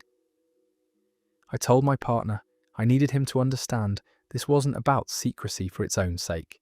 It was about control over information regarding my own body during a time when I felt like I had very little control over anything else. He apologised again, this time in a way that felt more real, and he actually went back to his mother and uncle and asked them not to bring it up with me directly going forward, to let me lead those conversations. It's been about 2 months since the barbecue. His family has mostly respected the boundary since, though his mother still occasionally asks him for updates instead of asking me, which he's supposed to be redirecting and doesn't always remember to. That story just ended. A diagnosis belongs to the person carrying it, full stop, and we're just a close family. Doesn't override someone else's timeline for a conversation that's actually about their own body. Last one tonight, and it's about a husband who could not, for the life of him, see what was wrong with a co-worker texting him goodnight every single night. My husband works with a woman named Serena on a project team, and about 4 months into the project, she started texting him good night every evening around 10 p.m, sometimes with a small addition like, "Hope tomorrow's meeting goes better than today's," or "Get some rest, you seem stressed." Every night. Not some nights. Every single night for months. Unprompted, unrelated to work hours. I noticed the pattern before he ever brought it up, because his phone would buzz right as we were getting into bed, and he'd smile at it in a way that felt different from a normal work text. I asked him about it the first time casually. "Who's that?" he said. "Oh, just Serena. She does that. She's a night owl. It's not a big deal." I let it go because on its own, one goodnight text does sound like not a big deal. It kept happening for 2 more months, every night, and I started noticing he'd respond, sometimes with actual conversation, not just night, you too, but real back and forth about their day, sometimes going 15 or 20 minutes past the initial goodnight. I brought it up again, more directly this time. "Why are you having 20-minute conversations with a co-worker at 10:30 at night, every night?" He genuinely seemed confused by the question. "We're friends, we talk. What's the problem? Nothing's happening." I said the problem wasn't necessarily that something was happening. It was that a nightly ritual with a co-worker, at the exact time we're supposed to be winding down together, was itself the thing that needed examining. He didn't get it. He kept saying, "Nothing's happening," like that was the only bar that mattered. And I tried to explain that a marriage isn't just about the absence of infidelity.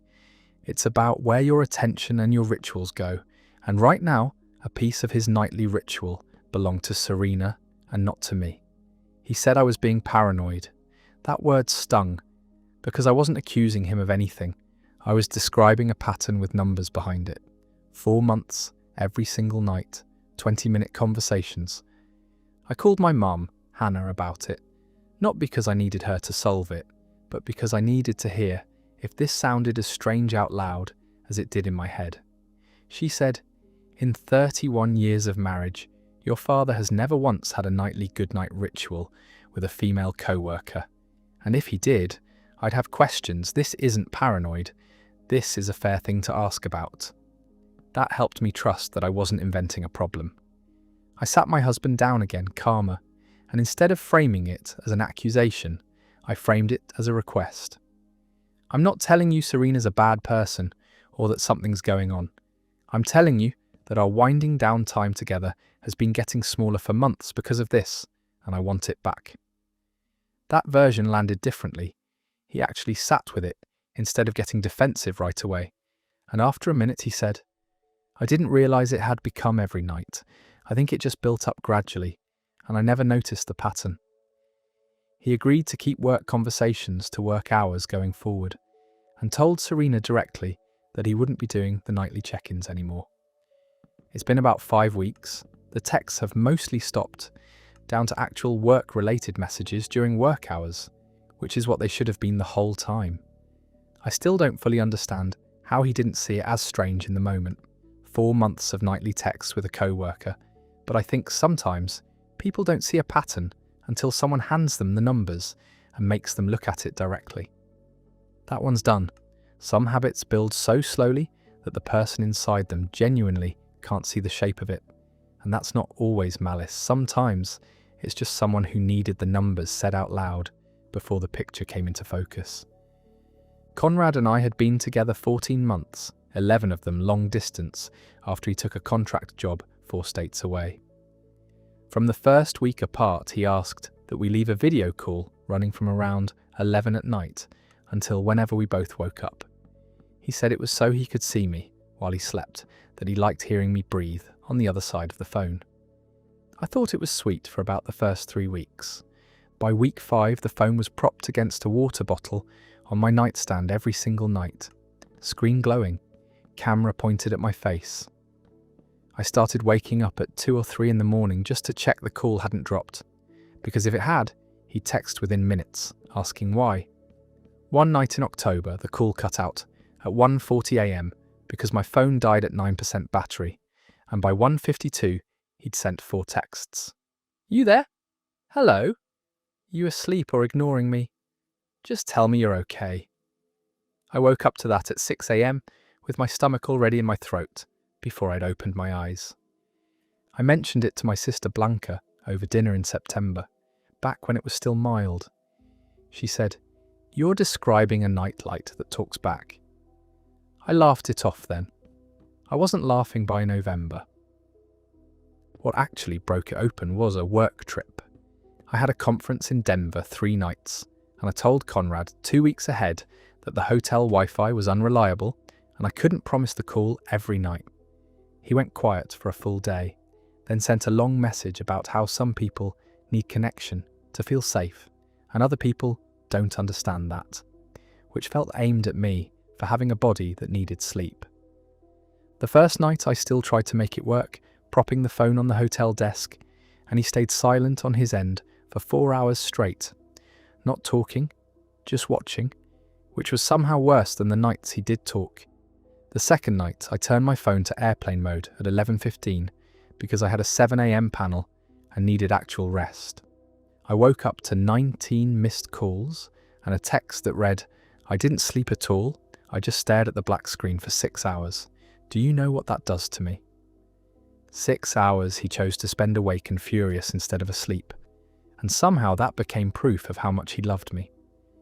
I called him from the lobby the next morning and he cried, said this was how he'd needed to sleep since his last relationship ended badly, that the calls were the only thing keeping the panic down. I believed that part. I still do. But I told him I couldn't be the nightly treatment for it for the rest of my life. And he said, "So you're choosing your sleep over us," and hung up on me in a hotel lobby with a stranger's dog barking somewhere behind me. We tried a compromise for 3 weeks. Call until midnight, then end it, no exceptions. It held for 9 days before he started texting. "Just leave it on mute then. I don't need audio. I just need to see you're there." I said no. He said I used to care. I said I still did. I just also wanted to sleep through one full night without a version of myself on a screen being kept watch over. We broke up in December, over the phone, no video, both our choice. Blanca said something that stuck with me more than anything Conrad said in 11 months of nightly calls. Love that needs surveillance to feel real isn't love, it's insomnia with a name on it. I don't know if Conrad ever slept normally again. I know I did, almost immediately, and it scared me a little how easy it was. That story's over. Honestly, the water bottle detail got me. Dude built a whole shrine to anxiety on a nightstand. Speaking of things dressed up as care, this next one is about a man who thought a location pin was a love language. Rasmus and I met at a mutual friend's barbecue, dated for 7 months before he ever brought up the tracking app. And when he did, he framed it as a joke. Wouldn't it be funny if we just always knew where the other one was, like a video game? I laughed. 2 weeks later, he sent me an install link and said he already had his setup, so it'd be unfair if I didn't. For the first month, it genuinely felt harmless. He'd text, "Safe drive LOL," when he saw I'd left work. Then in April, I drove 40 minutes to my old college roommate's baby shower, a trip I hadn't mentioned because it wasn't a big deal, and he called before I'd even parked. "Why are you way out by the lake?" I told him. He said, "You could have just told me. I got worried when the dot stopped moving on the highway." The dot. He was narrating my drive to me in real time. By June, he started keeping a mental log out loud. "You were at the pharmacy for 18 minutes. That's a long time for a pharmacy. You left the gym at 9:40 instead of 9:15. Everything okay?" I started explaining stops before he asked, which I didn't clock as a problem until my co-worker Doris noticed I'd apologised for being at a grocery store for half an hour and said flatly, "You're narrating your day to a man who isn't your parole officer." I asked Rasmus in July if we could turn it off. Just try 2 weeks without it. He got quiet, then said, "I just want to know you're safe. Is that so bad?" And when I said the app doesn't keep me safe, "It just tells you where I am after the fact," he said. I was twisting his intentions. We didn't turn it off. The real break came in August.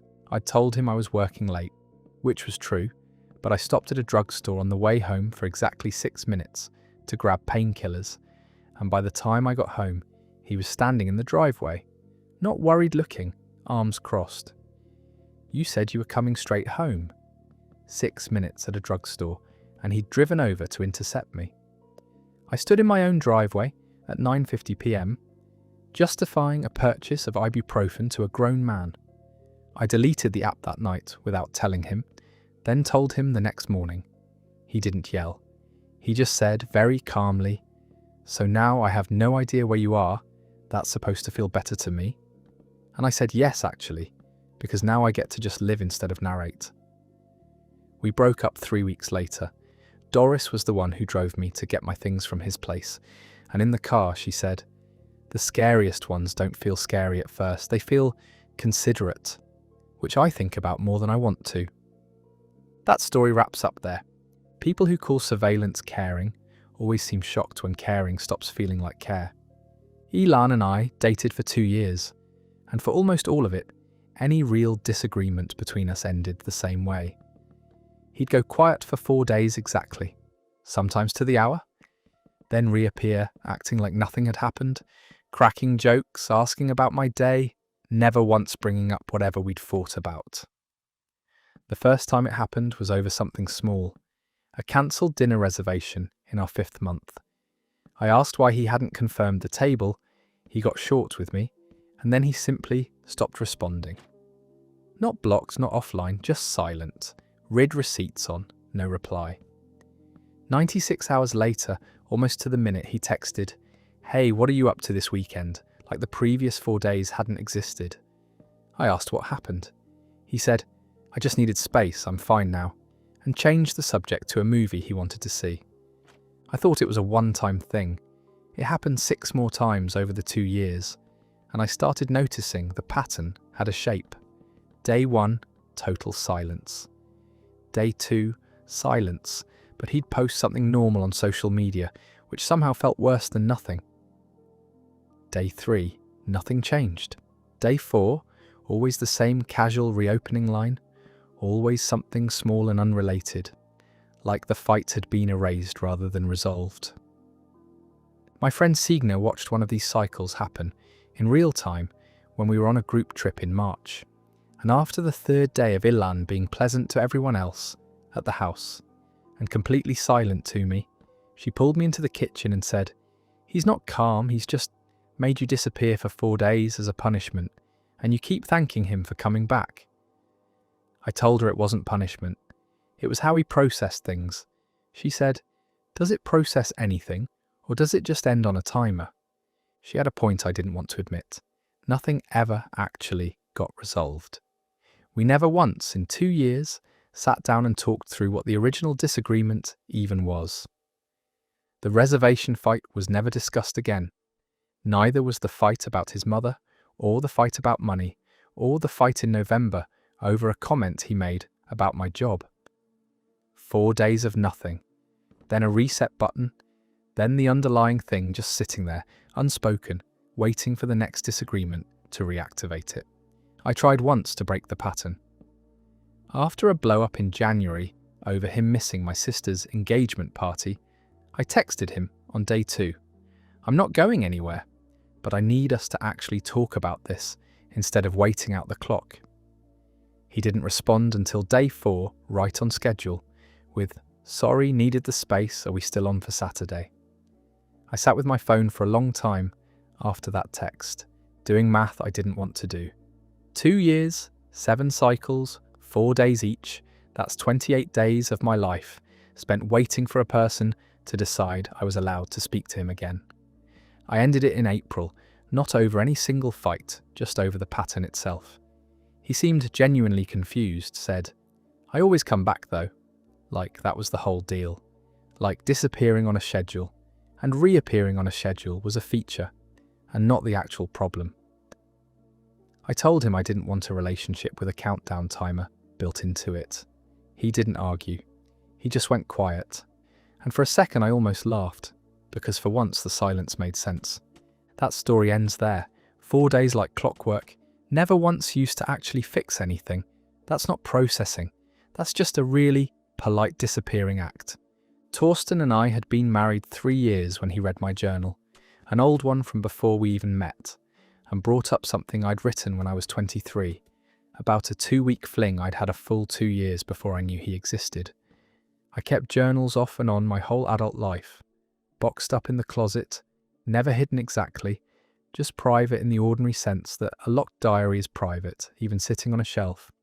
In February, he was looking for a phone charger in that closet and came out an hour later holding a spiral notebook from 6 years earlier, open to a page about a guy named Egon I dated for 2 weeks in college, years before Torsten and I had even matched on anything.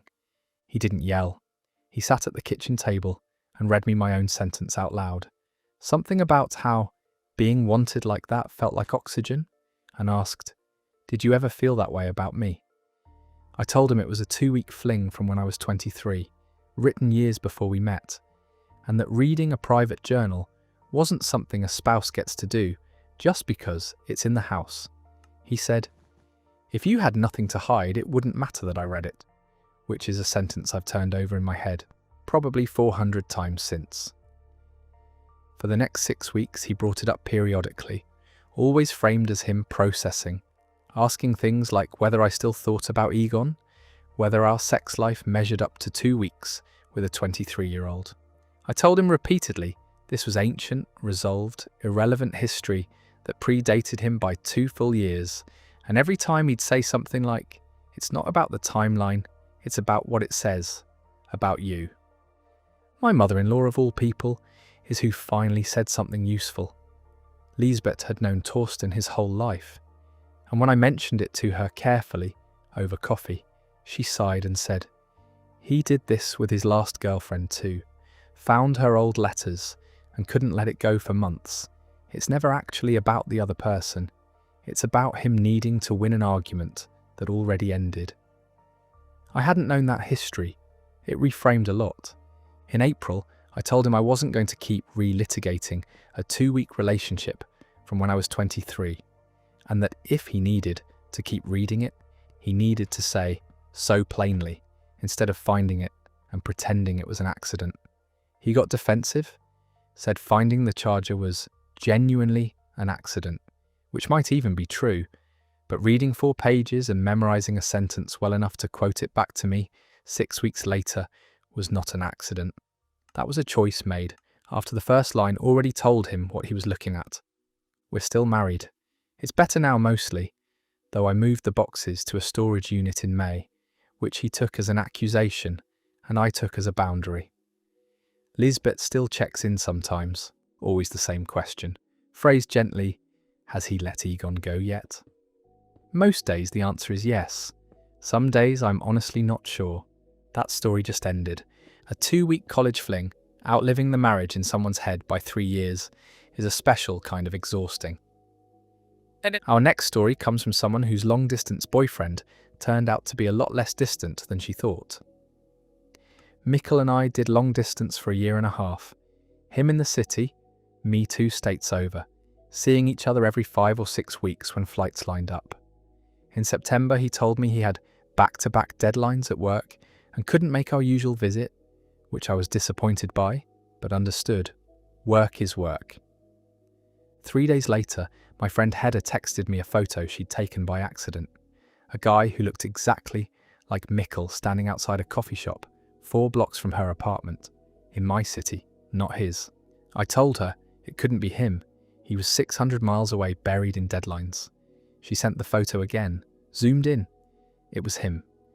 I called him that night and asked, casually at first, how work was going, whether he'd left the office at all that week. He said he'd basically been chained to his desk since Monday. I asked if he'd been in my city. There was a pause, 4 or 5 seconds, long enough that I knew before he said anything. I was here for a work thing. It was a last-minute trip. I didn't want to make it a whole thing, since I only had a few hours between meetings. A few hours. He'd been in my city for 3 days, not a few hours, which came out over the next 2 conversations, in pieces. First it was a quick overnight, then it was okay 2 nights, then Hedda's photo time-stamped put him there on day 3. 3 days, 6 blocks from where I was sleeping, and not one text, not one, "Hey, I'm around," but slammed. I asked him directly why he didn't just tell me he was in town, even if he was too busy to see me, even just to know he was near. He said, "I knew you'd want to see me and I didn't have the energy to disappoint you by saying no," which he seemed to think was a considerate answer. I told him being 600 miles away and choosing not to see me was different from being 6 blocks away and choosing not to tell me at all. Hedda, to her credit, never made it weird, just said when I told her the full story, "I wasn't trying to catch him, I just took a picture of a guy who looked like your boyfriend outside my coffee shop. The rest is on him." She was right. The photo wasn't the problem. The 3 days of silence covering it were. We talked it through for about 2 weeks. Him insisting it wasn't about hiding anything. Me pointing out that a work trip you actively conceal for 72 hours isn't really distinguishable from hiding something, regardless of what did or didn't happen during it. He never gave me a straight answer for why the silence specifically, just variations on not wanting to disappoint me. I broke up with him in October, not entirely sure, even now, if he'd done anything beyond exactly what he told me. That's honestly the part that sits worst. I don't have a clean answer. I just have 3 unexplained days and a coffee shop photo I never asked Hedda to take. And that's where that one ends. Sometimes the story just doesn't hand you a bow to tie it with, and this is one of those. Make of it what you will. I found the messages by accident, looking for a boarding pass in Gunnar's email 11 years into our marriage. A full year of back and forth with his college girlfriend Nyla, all of it filed under the word closure. It started innocently enough, at least on paper. Nyla had reached out in January to say she was getting married and wanted to make peace with the past, and Gunnar responded, and one message became a thread, and the thread ran for 11 months, sometimes daily, sometimes a week apart, always circling the same territory. What went wrong between them 20 years ago? Whether either of them had regrets? Whether things would have been different if they'd stayed together? In one message in June, he wrote, "I think about the version of my life where we never broke up more than I probably should." I read that sentence standing in our kitchen with our daughter's soccer schedule taped to the fridge behind my laptop screen. None of it was explicit. There was no talk of meeting up, no romance in the traditional sense people mean when they say affair, but 11 months, hundreds of messages, and not one word to me about any of it. When I finally showed him what I'd found, he didn't deny it, just said, "It wasn't a secret, it was closure. There's a difference." And I asked him why closure needed to be hidden from his wife for 11 months, if it was really just closure. He tried to explain it as something he needed to process alone, that bringing it to me would have made it about us instead of about settling something old in himself. I told him that 11 months of daily to weekly contact with an ex, filed under a private label, kept entirely off my radar, doesn't get to call itself closure just because nothing physical happened. Closure has an end date. This didn't have one until I found it. My sister-in-law Philippa, married to Gunnar's brother, said something when I finally told her that reframed the whole year for me. Closure takes an afternoon, maybe a phone call. A year of daily messages isn't closure. That's a whole second relationship running quietly next to the real one. I hadn't thought of it that way, but once she said it, I couldn't think of it any other way. We're in counselling now, 3 months in, and the counsellor asked him directly in our second session why, if it was truly innocent, he never once mentioned Nyla's name to me across those 11 months. Not even once, not even in passing. He didn't have an answer that held up under a second question. He said he didn't think of it as lying, which isn't the same as saying it wasn't. I still don't fully know what to make of it. He never touched her, never planned to, as far as I can tell, never intended to leave.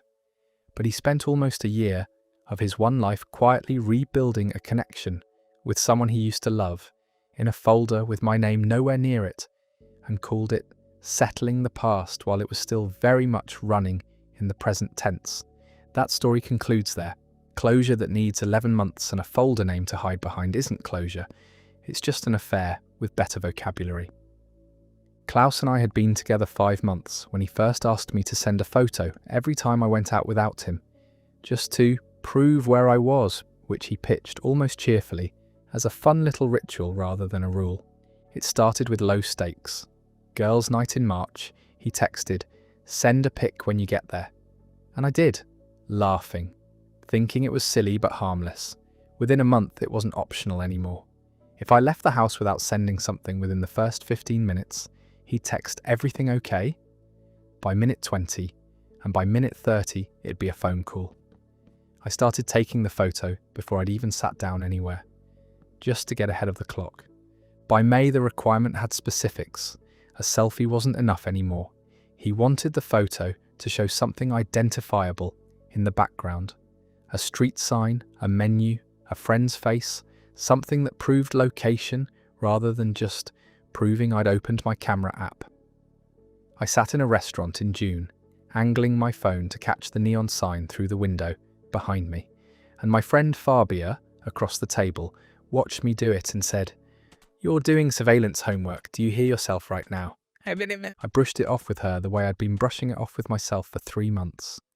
Then in July, I forgot, just genuinely forgot, at a work dinner that ran long, and by the time I checked my phone at 9:40, there were 11 texts and 2 missed calls. The last text reading, "If you don't respond in 10 minutes, I'm calling the restaurant." He would have. He'd done something close to it once before, called a bar I was at and asked the bartender to confirm I was actually there, which I only found out about because the bartender mentioned it to me, confused, thinking it was funny. I confronted Klaus about the pattern that same week, told him the constant proof requirement felt less like care and more like being on a leash with a camera attached.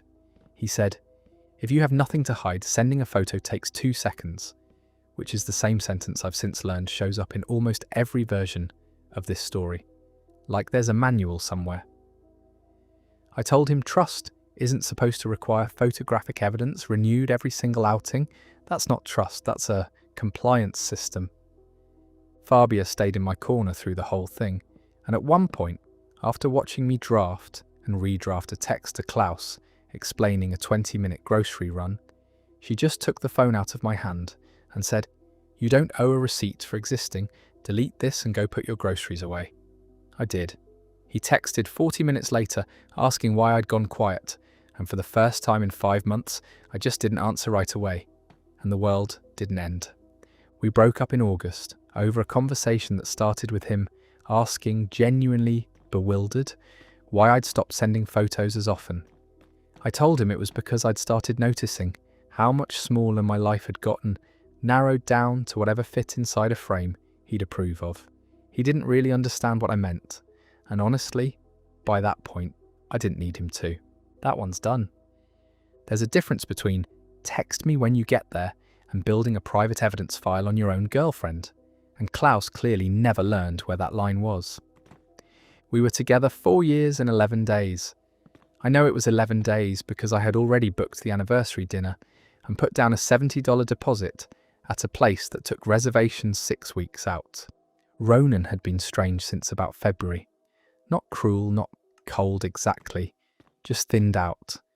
Like someone had turned him down 2 clicks. The first time I really noticed, it was a Tuesday in the middle of the month. He came home from work, sat on the end of the bed with his shoes still on, and stared at the closet door for maybe 4 minutes before he moved. "I'm fine." Sit there. "You've been sitting there with your shoes on." "I'm just tired, it's a long drive." "It's a 20-minute drive." "Then I'm tired from work." I let it go, because you do. The second time was 3 weeks after that. We were supposed to go to my cousin's engagement party, and at 4 in the afternoon, he told me he wasn't coming. "You told her we'd both be there." "I know. So what do I say? Say I'm sick." "Are you sick?" "I'm not going to argue about a party." "Nobody's arguing. I'm asking if you're sick." "Just go and have a good time, and I'll be here when you get back." He was there when I got back. He was on the couch with the TV on mute and his phone face down on his chest, and when I sat down next to him, he moved his legs, which is such a small thing, but he moved them like I was a stranger sitting down on a bus. The third one was the one I should have listened to. In April, I found out he had closed the joint account we used for groceries and rent overflow. Not emptied it, closed it. $240 moved back into his personal account on a Thursday morning. Why is the account closed? The fees were stupid. There were no fees, it was free under $1,000. I just wanted things simpler. Simpler how? Yep. "I don't want to do this tonight." Sit there. "You don't want to do this any night." "That's not fair." "Okay, then pick a night." He said Sunday. On Sunday, he picked up a shift he did not have to pick up.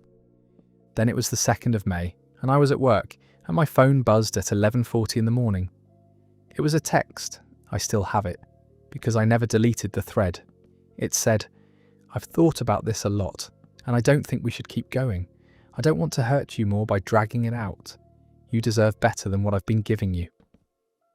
I read it 4 times standing in a supply closet with the door shut. I typed and deleted maybe 6 replies. What I eventually sent was, "Are you serious?" He wrote back, "Yes." I wrote, 4 years and you're doing this while I'm at work." He wrote, "I know the timing is bad." I wrote, "There is no timing for this. Call me." He did not call me. 20 minutes later, and this is the part nobody believes, he sent a second message. It said, "I really hope we can still be friends. You're one of the most important people in my life, and I don't want to lose that." Same day, same hour. He ended a 4-year relationship at 11:40 in the morning, and by 12:05 he was asking to keep the parts of it he liked. I wrote, "You just broke up with me over text." He wrote, "I know, and I feel awful about it, but that doesn't change how much I care about you." I wrote, "Friends do what you just did." He wrote, "I don't think it's fair to make me the villain here. I never answered that one. My best friend Bess came over that night with a bag of oranges, which is what she brings instead of wine because she doesn't drink, and she sat on my kitchen floor with her back against the dishwasher and said he didn't ask you to be friends. He asked you to let him off. Those are two different requests, and he's counting on you not knowing the difference. I told her I might say yes anyway. She said, then say yes in a year, not today. Today, he gets nothing. At work the following week, a guy on my team named Tycho, who I'd had maybe 8 real conversations with in 3 years, saw me crying in the parking garage and did not pretend he hadn't. He said, my wife left me in 2019 by putting a note on the microwave. People do it that way because they can't stand to watch your face while it happens. It isn't mercy. It just looks like mercy from the inside. The friendship request stayed open for a while. He texted on the 12th of May, asking if I wanted to get coffee. He texted on the 21st asking how my mother was. He texted on the 6th of June asking if I still had his grey jacket, which was the only one of the 3 that was actually about anything. I mailed him the jacket for $18.40 and did not put a note in the box.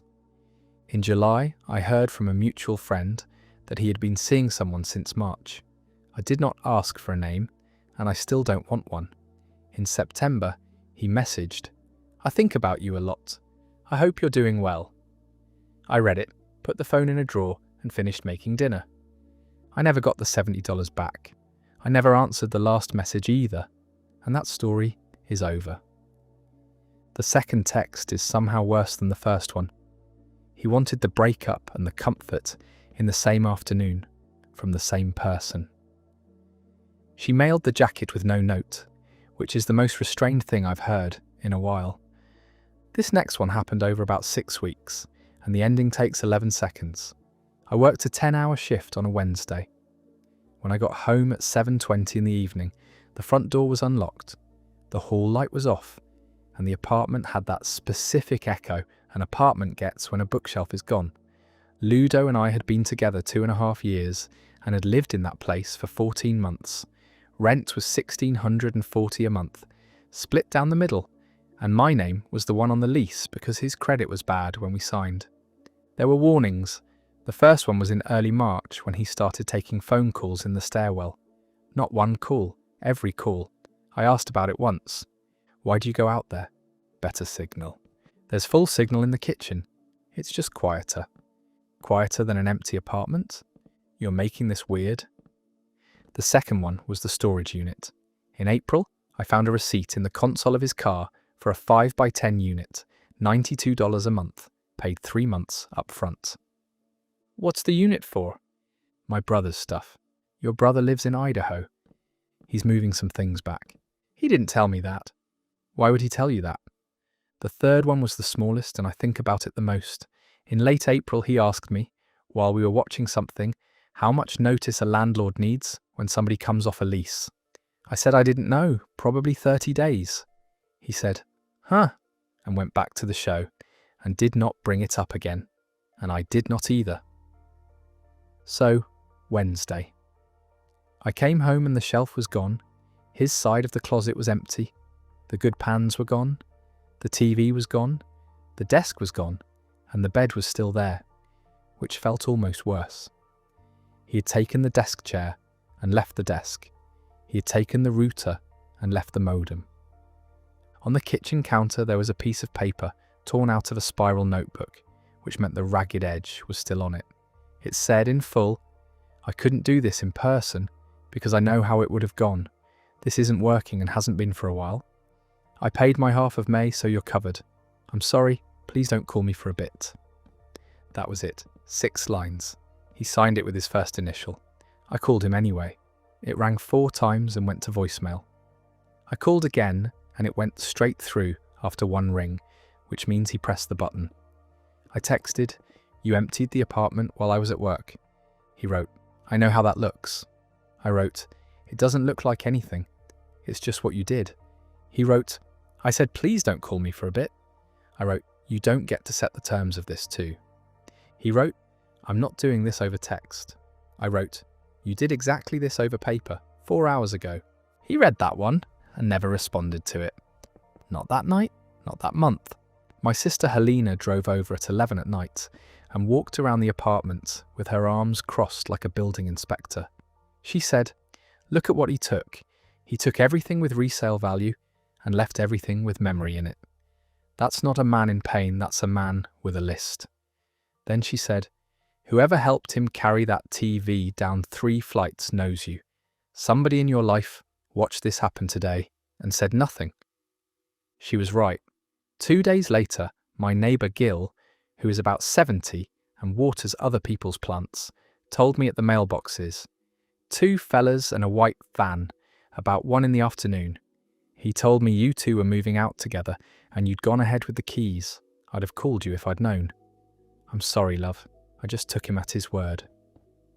The weeks after were logistics, which is its own mercy. I paid June a loan, then July a loan, then talked the building into letting me switch to a 1-bedroom on the 2nd floor for $1,300. He never came back for the winter coats in the hall closet, so in August I put them in a bag by the dumpster, and someone took them within a day. He did message once in October. It said, "I hope you got the storage stuff sorted." I had no storage stuff. It was in his unit. I wrote back, "There was never anything of mine in there," and he wrote, "Right, my mistake." That's the last thing either of us has said. I heard in December that he moved in with someone in a town about 2 hours north, and that he told people we ended things mutually. I have not corrected anybody, because correcting it would mean explaining the note, and I don't feel like reading it out loud. It's still in the drawer with the spare keys. That story ends there. He took the router and left the modem, which tells you exactly how the packing went. And the neighbour is the sad part, honestly, because the whole thing needed a stranger to believe one easy sentence. Here's one where the timing is the entire story. My father's surgery was scheduled for 6 o'clock in the morning on a Thursday in November. It was a valve replacement, 5.5 hours if it went well, and we had known about the date for 9 weeks. Caius and I had been together a year and 8 months. He had met my dad maybe a dozen times. He had eaten Sunday dinner at my parents' table often enough that he had a chair, in the way people do, without anyone deciding it. He got weird in October. First it was the hospital questions. He kept asking who was going to be at the hospital, how long I'd be there, whether I'd be staying at my parents' place after. Why does it matter how long? I'm just trying to plan. Plan what? You'll be at work. I might not be at work. Okay, then be at the hospital. I didn't say I'd be at the hospital. The second thing was the money. 2 weeks out, I told him I was taking 8 unpaid days off, which was about $1,100 I wouldn't be making, and asked if he could cover the utilities in December. He said, "That's a lot to take on right now." I said, "It's $200. He said, "I mean generally?" I said, "Generally what?" He said, "Forget it." The third thing was 4 days before. He came back from a run at 9 at night and stood in the doorway of the bathroom while I was brushing my teeth and said, "Do you ever feel like we're only still together because there's always something happening?" I asked what he meant. He said, "Nothing." Bad phrasing. I asked again. He said, "Genuinely, it's nothing. I'm just tired," and went to bed before me for the first time in months. Wednesday night, the night before the surgery, I had my bag packed by the door with a phone charger and a book I was never going to read. I was setting an alarm for 4:15. He was sitting on the edge of the bed and he said, "I have to tell you something and I know the timing is horrible." I said, "Then tell me Friday." He said, "I can't sit in that waiting room pretending." I said, "Pretending what?" He said, "That I want to be there." I said, "Nobody wants to be there." He said, "I'm mean with you. I don't want to be with you, and I haven't for a while. And if I go tomorrow, I'm lying to your whole family for 6 hours. I said, "So lie for 6 hours." He said, "That's not fair to me." I said, "My dad is having his chest opened at 6 in the morning." He said, "And that's exactly why I couldn't keep it in.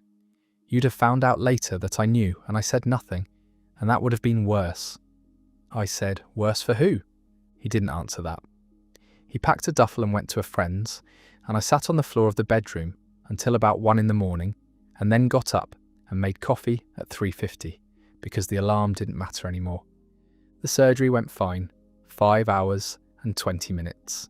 He came out grumpy and thirsty and complained about the ceiling tiles, which is how we knew he was going to be okay. My friend Maren met me in the hospital cafeteria at noon with a sandwich I didn't eat and said he didn't confess he offloaded.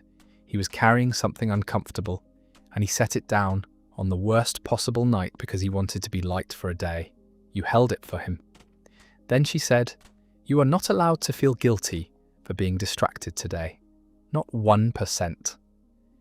My mother figured it out on day 2 because he wasn't there, and mothers count chairs. She said one sentence about it in the hallway by the vending machines. "I'm not going to say anything about that boy while your father is in the building. Remind me in January." She has never brought it up again, and I have never reminded her. The weeks after were strange because I barely had time to have them. I was at the hospital 8 days, then at my parents' place for 2 more weeks, doing wound care and driving to follow-ups. I moved my things out of our apartment on a Saturday in December with a co-worker named Niels and his pickup, and he said halfway through, "I've moved 4 people out of breakups this year, and this is the calmest one." That's not a compliment, by the way. That's usually shock. Caius texted me on the 9th of December. "How did the surgery go?" "I've been thinking about your dad," I wrote back. "He's fine." He wrote, "I'm glad, I really am." I wrote nothing else. In February, he sent a longer one, 4 paragraphs, saying he had been in therapy and understood now that he had done it that way to make it impossible for me to talk him out of it. He said he wasn't asking for anything. I believed him about the therapy. I still haven't replied, and I don't think I'm going to.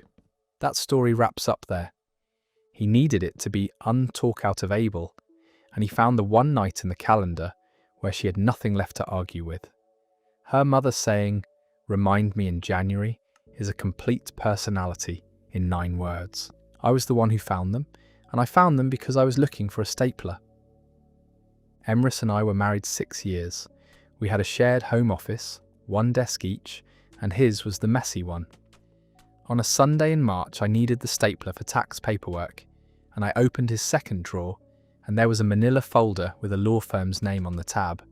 Inside were divorce papers, drafted, not filed, not signed, but filled in. My name spelled correctly, the date of our marriage correct, the house listed with the address and the remaining mortgage of $218,000, the 2 vehicles listed, a proposed split of the savings account, which had $41,000 in it. The draft date on the footer was the 9th of January. I found them on the 22nd of March. The thing is, I had asked 3 times. In November, I asked him if he was unhappy because he had stopped eating dinner at the table and had started eating standing up at the counter with his back to the room. "Are you unhappy?" "No, why?" "You eat standing up now." "I eat standing up because I'm hungry when I walk in." "You never did that before." I don't know what you want me to say to that. In January, which I now know was the same month, I asked again after he came back from a weekend at his brother's and barely spoke for 2 days. "Something's wrong." "Nothing's wrong." "You've said about 40 words since Friday." "I'm tired, work is a lot." "You'd tell me if it was us." "It's not us. I promise you it's not us." That word, promise. He used it on his own. I didn't ask for it. The 3rd time was in February. I suggested counselling, not because of a crisis, just because it felt like we were roommates who were polite to each other. He said, "I think that's for people with actual problems, and I don't want to invent problems by sitting in a room looking for them." I said, "Okay." He said, "We're fine. Genuinely, we're fine." So on the 22nd of March, I put the folder on the kitchen table and sat down and waited 2 hours for him to come home from the hardware store. He walked in, saw it, put the bag down and said, "That's not what it looks like." I said, "It's a draft of divorce papers with our mortgage balance on it." He said, I had a consultation. It was one consultation. It was a bad week." I said, "It was the 9th of January." He said, "Yes." I said, "In January you promised me it wasn't us." He said, Because I'd already decided not to do anything with it. I said, "Then why is it in the drawer?" He said, "Where was I supposed to put it?" I said, "In the trash. That's the answer.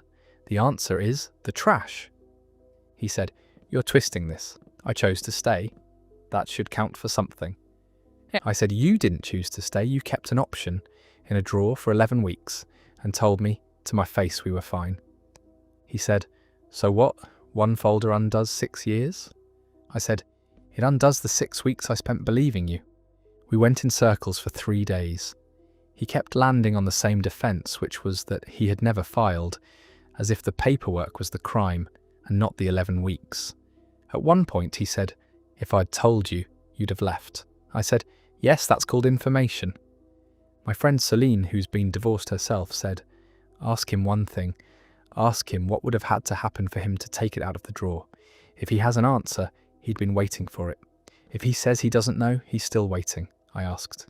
He said, "I don't know." He said it fast too.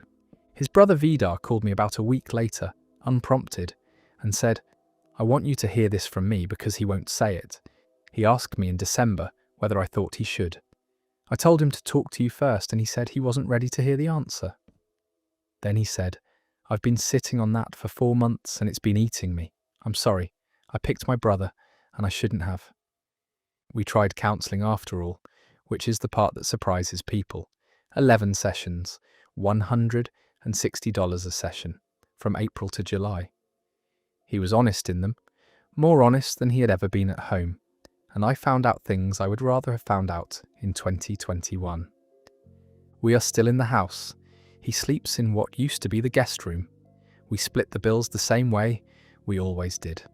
I have not decided anything, and neither has he, and the folder is still in a drawer, just a different drawer now, which is mine. Some days I think we're rebuilding. Some days I think I'm the one keeping the option open now, and I have simply become him. That story concludes there.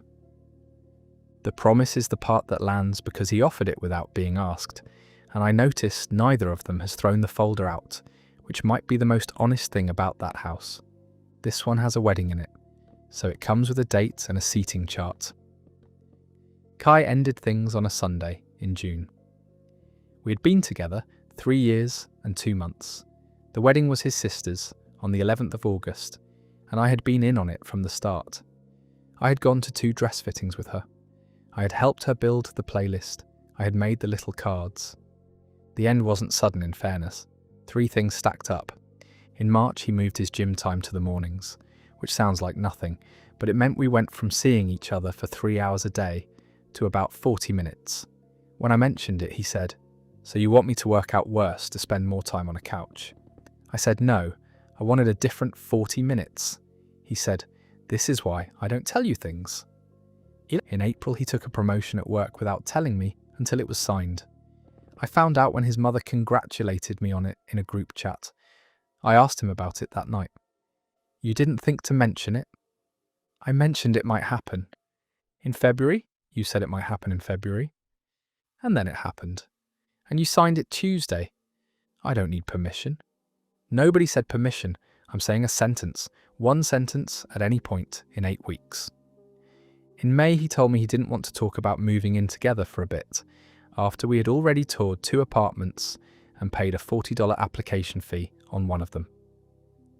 Then June. He said it in the car, parked outside my building, engine still running. "I don't think I want to be in a relationship right now. Not with anyone. It's not about you." I said, "Okay." He said, "You're not going to fight it?" I said, "No." We sat there for a minute. Then he said, "I do need to ask you something though, and I know how it's going to sound." I said, "Ask." He said, "Will you still come to the wedding as my date? It's 8 weeks out, the seating is done, Perrine loves you, and if I show up alone, it becomes the whole story of the night, and it's her day, not mine." I actually laughed. I said, "You want me to be your date to a wedding after breaking up with me in a parked car?" He said, "It's 1 day." I said, "It's an 11-hour day with a hotel room and a photographer." He said, "I'd get 2 rooms." I said, "That's the part you thought was the problem?" He said, "I'm trying to be practical." I said, You're trying to not be embarrassed. He said, That's not fair, I'm thinking about my sister. I said, Then tell your sister the truth and let her decide. He said, I will eventually, just not before August. I got out of the car. He texted twice that week. The first one said, Please just think about it. The second one said, You're punishing her for something I did. I did tell Perrine on the 24th of June because she texted me about the playlist like nothing had happened. She called me within 4 minutes and said, He told me you two are taking a break and figuring it out. That's what he told me on the 16th. Then she said, You're still invited, not as his date, as yourself, at a different table. And if he has a problem with that, he can take it up with me on my wedding day, which he won't. My friend Dahlia thought I should skip it entirely and said so plainly, You'd be paying $200 in a hotel and a dress to prove a point to a man who won't notice the point. Send her a gift and stay home. She was probably right. I went anyway. Table 9 between a cousin and an uncle who talked about boats.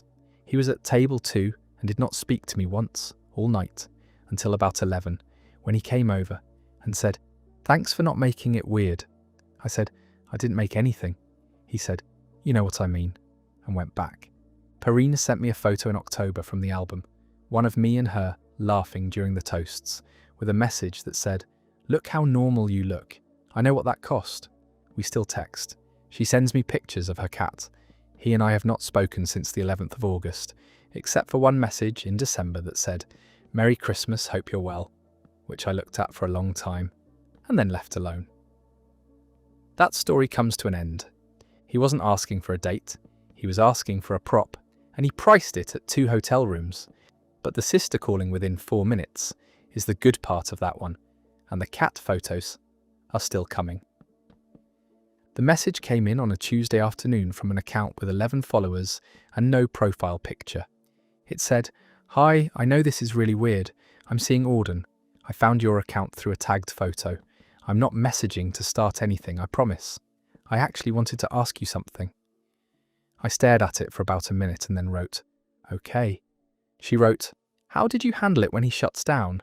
Like when he goes 3 or 4 days without really talking? I've been trying to figure out what works and I feel insane. Her name was Fenna. We had never met. He and I had been over for 5 months. Here's the thing that made it land the way it did. Those 3 or 4 day stretches were the reason we ended. I could give you the dates. The first big one was in August. He didn't speak more than a sentence at a time for 5 days after a fight about a party we left early. Are we going to talk about this? There's nothing to talk about. You've been like this since Saturday. I'm being completely normal. You said 11 words to me yesterday. So you're counting words now, apparently. The second was in October, after I asked him to come to a work thing, and he said no, and I said that was fine, and he decided it wasn't fine, and went quiet for 4 days over an argument I hadn't had. What did I do? Nothing. Then talk to me. I'm talking to you right now.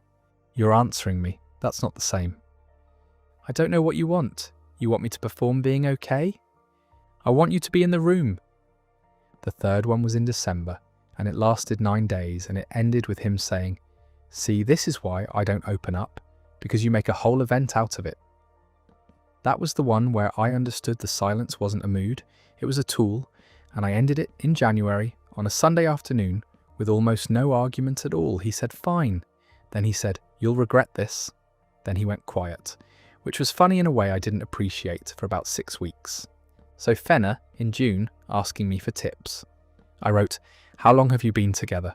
She wrote, Since February, basically since like 2 weeks after you guys, which I didn't know at the time. I wrote, How long are the silences? She wrote, The longest was 6 days. He says, I know what I did. I genuinely don't know what I did. I wrote, That's because there isn't a thing you did. That's the point of it. She wrote, So what fixed it for you? I wrote, Nothing fixed it. I left. She was quiet for about 10 minutes and then wrote, That's what I was afraid you'd say. We went back and forth for maybe 40 minutes. She asked whether he had ever done it right after she'd been kind to him, and I said yes constantly. That was the pattern. And she said, Oh, and then, I have a note in my phone. I've been tracking it since April. She sent a screenshot. 8 entries with dates and durations. I recognised the shape of it immediately because I had kept the same list in the same app for a different year. I told my friend Ola about it that night, and she was against the whole thing. She said, "You don't owe her a manual, and you definitely don't owe him one. And be honest, part of you liked being the expert on him for an hour." That was true, and I didn't enjoy hearing it, but she also said, "Just don't turn it into a friendship out of spite. That's a bad foundation, and it'll blow up on both of you." My sister's take was the opposite and shorter. She said, "If a stranger walks up and asks whether the road ahead is washed out, you tell her. You don't ask what she's driving." He found out in about a week. He messaged me on the 21st. "Why are you talking to my girlfriend?" I wrote, "She messaged me." He wrote, "And you couldn't just not answer." I wrote, "I answered honestly, that's all." He wrote, "You told her I'm manipulative." I wrote, "I told her the silences were the reason I left. That's a fact about me, not a claim about you." He wrote, "You've always needed to be the victim." I did not answer that, and he did not write again. Fenna and I have talked maybe 4 times since, all short. In August she messaged, "Still here, still trying." In November she messaged, "It was 11 days this time." I asked if she wanted to get a coffee, and she said maybe, and then didn't answer for 3 weeks, and then said, "Sorry, work has been crazy." I know what that means. I did the same thing to a friend once. As far as I know, they're still together, and that story just ended. The tracking note in the phone is what does it. 2 women, 2 different years, same app, same list. The narrator being told she enjoyed being the expert for an hour is a friend earning her keep. We were together 6 years, and I asked about the future in some form maybe 200 times. Ira was 34 when we met, and 40 when I left. I was 29 and 35. Those numbers matter to this story in a way I resented for a long time, and don't anymore. The pattern was always the same. I would ask something small and concrete, and it would become a mood, and the mood would end the conversation, and I would be the one apologising by the end of it. Year 3, a lease. Our building offered a 2-year renewal at a lower rate, $60 a month cheaper. Should we do the 2-year? Why lock in? Because it's cheaper and we live here. A lot can change in 2 years. Like what? That's exactly my point. You don't know either. We signed the 1 year, twice. Year 4, a savings account. I suggested a joint account for a house down payment. Not because we had a house in mind, just to have the number growing somewhere. How much are you thinking? $200 a month each. It's not a commitment, it's a bucket. Everything's a commitment to you. It's $400. It's not the money. Then what is it? I don't want to be managed. Year 5, the one that actually broke it, though it took another 11 months to finish breaking. My younger sister got engaged in October, and at the party someone asked us, cheerfully, the normal question. He said, "We're happy how we are." In the car afterward I said, "You could have just said we haven't talked about it." He said, "We have talked about it. Constantly. That's the problem." I said, "We have never once talked about it. I've asked and you've ended it. Those are different." He said, "This is what I mean. Even the wedding was about this." So in September of year 6, I stopped asking questions and made a statement instead. I said, "I need to know if you want to be married and have kids at some point. With me. Not a date, not a ring. Just yes or no, or I don't know. And if it's I don't know, that's an answer too, and I'll take it."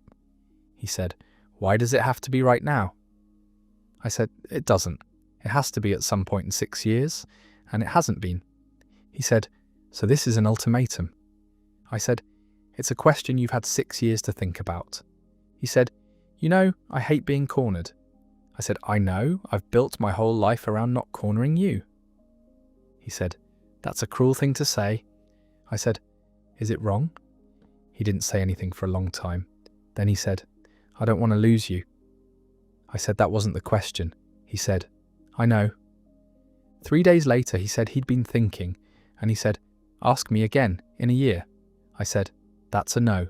He said, "That's not fair, that's genuinely not a no." I said, "It's the 6th year of Ask Me Later. At some point later is the answer."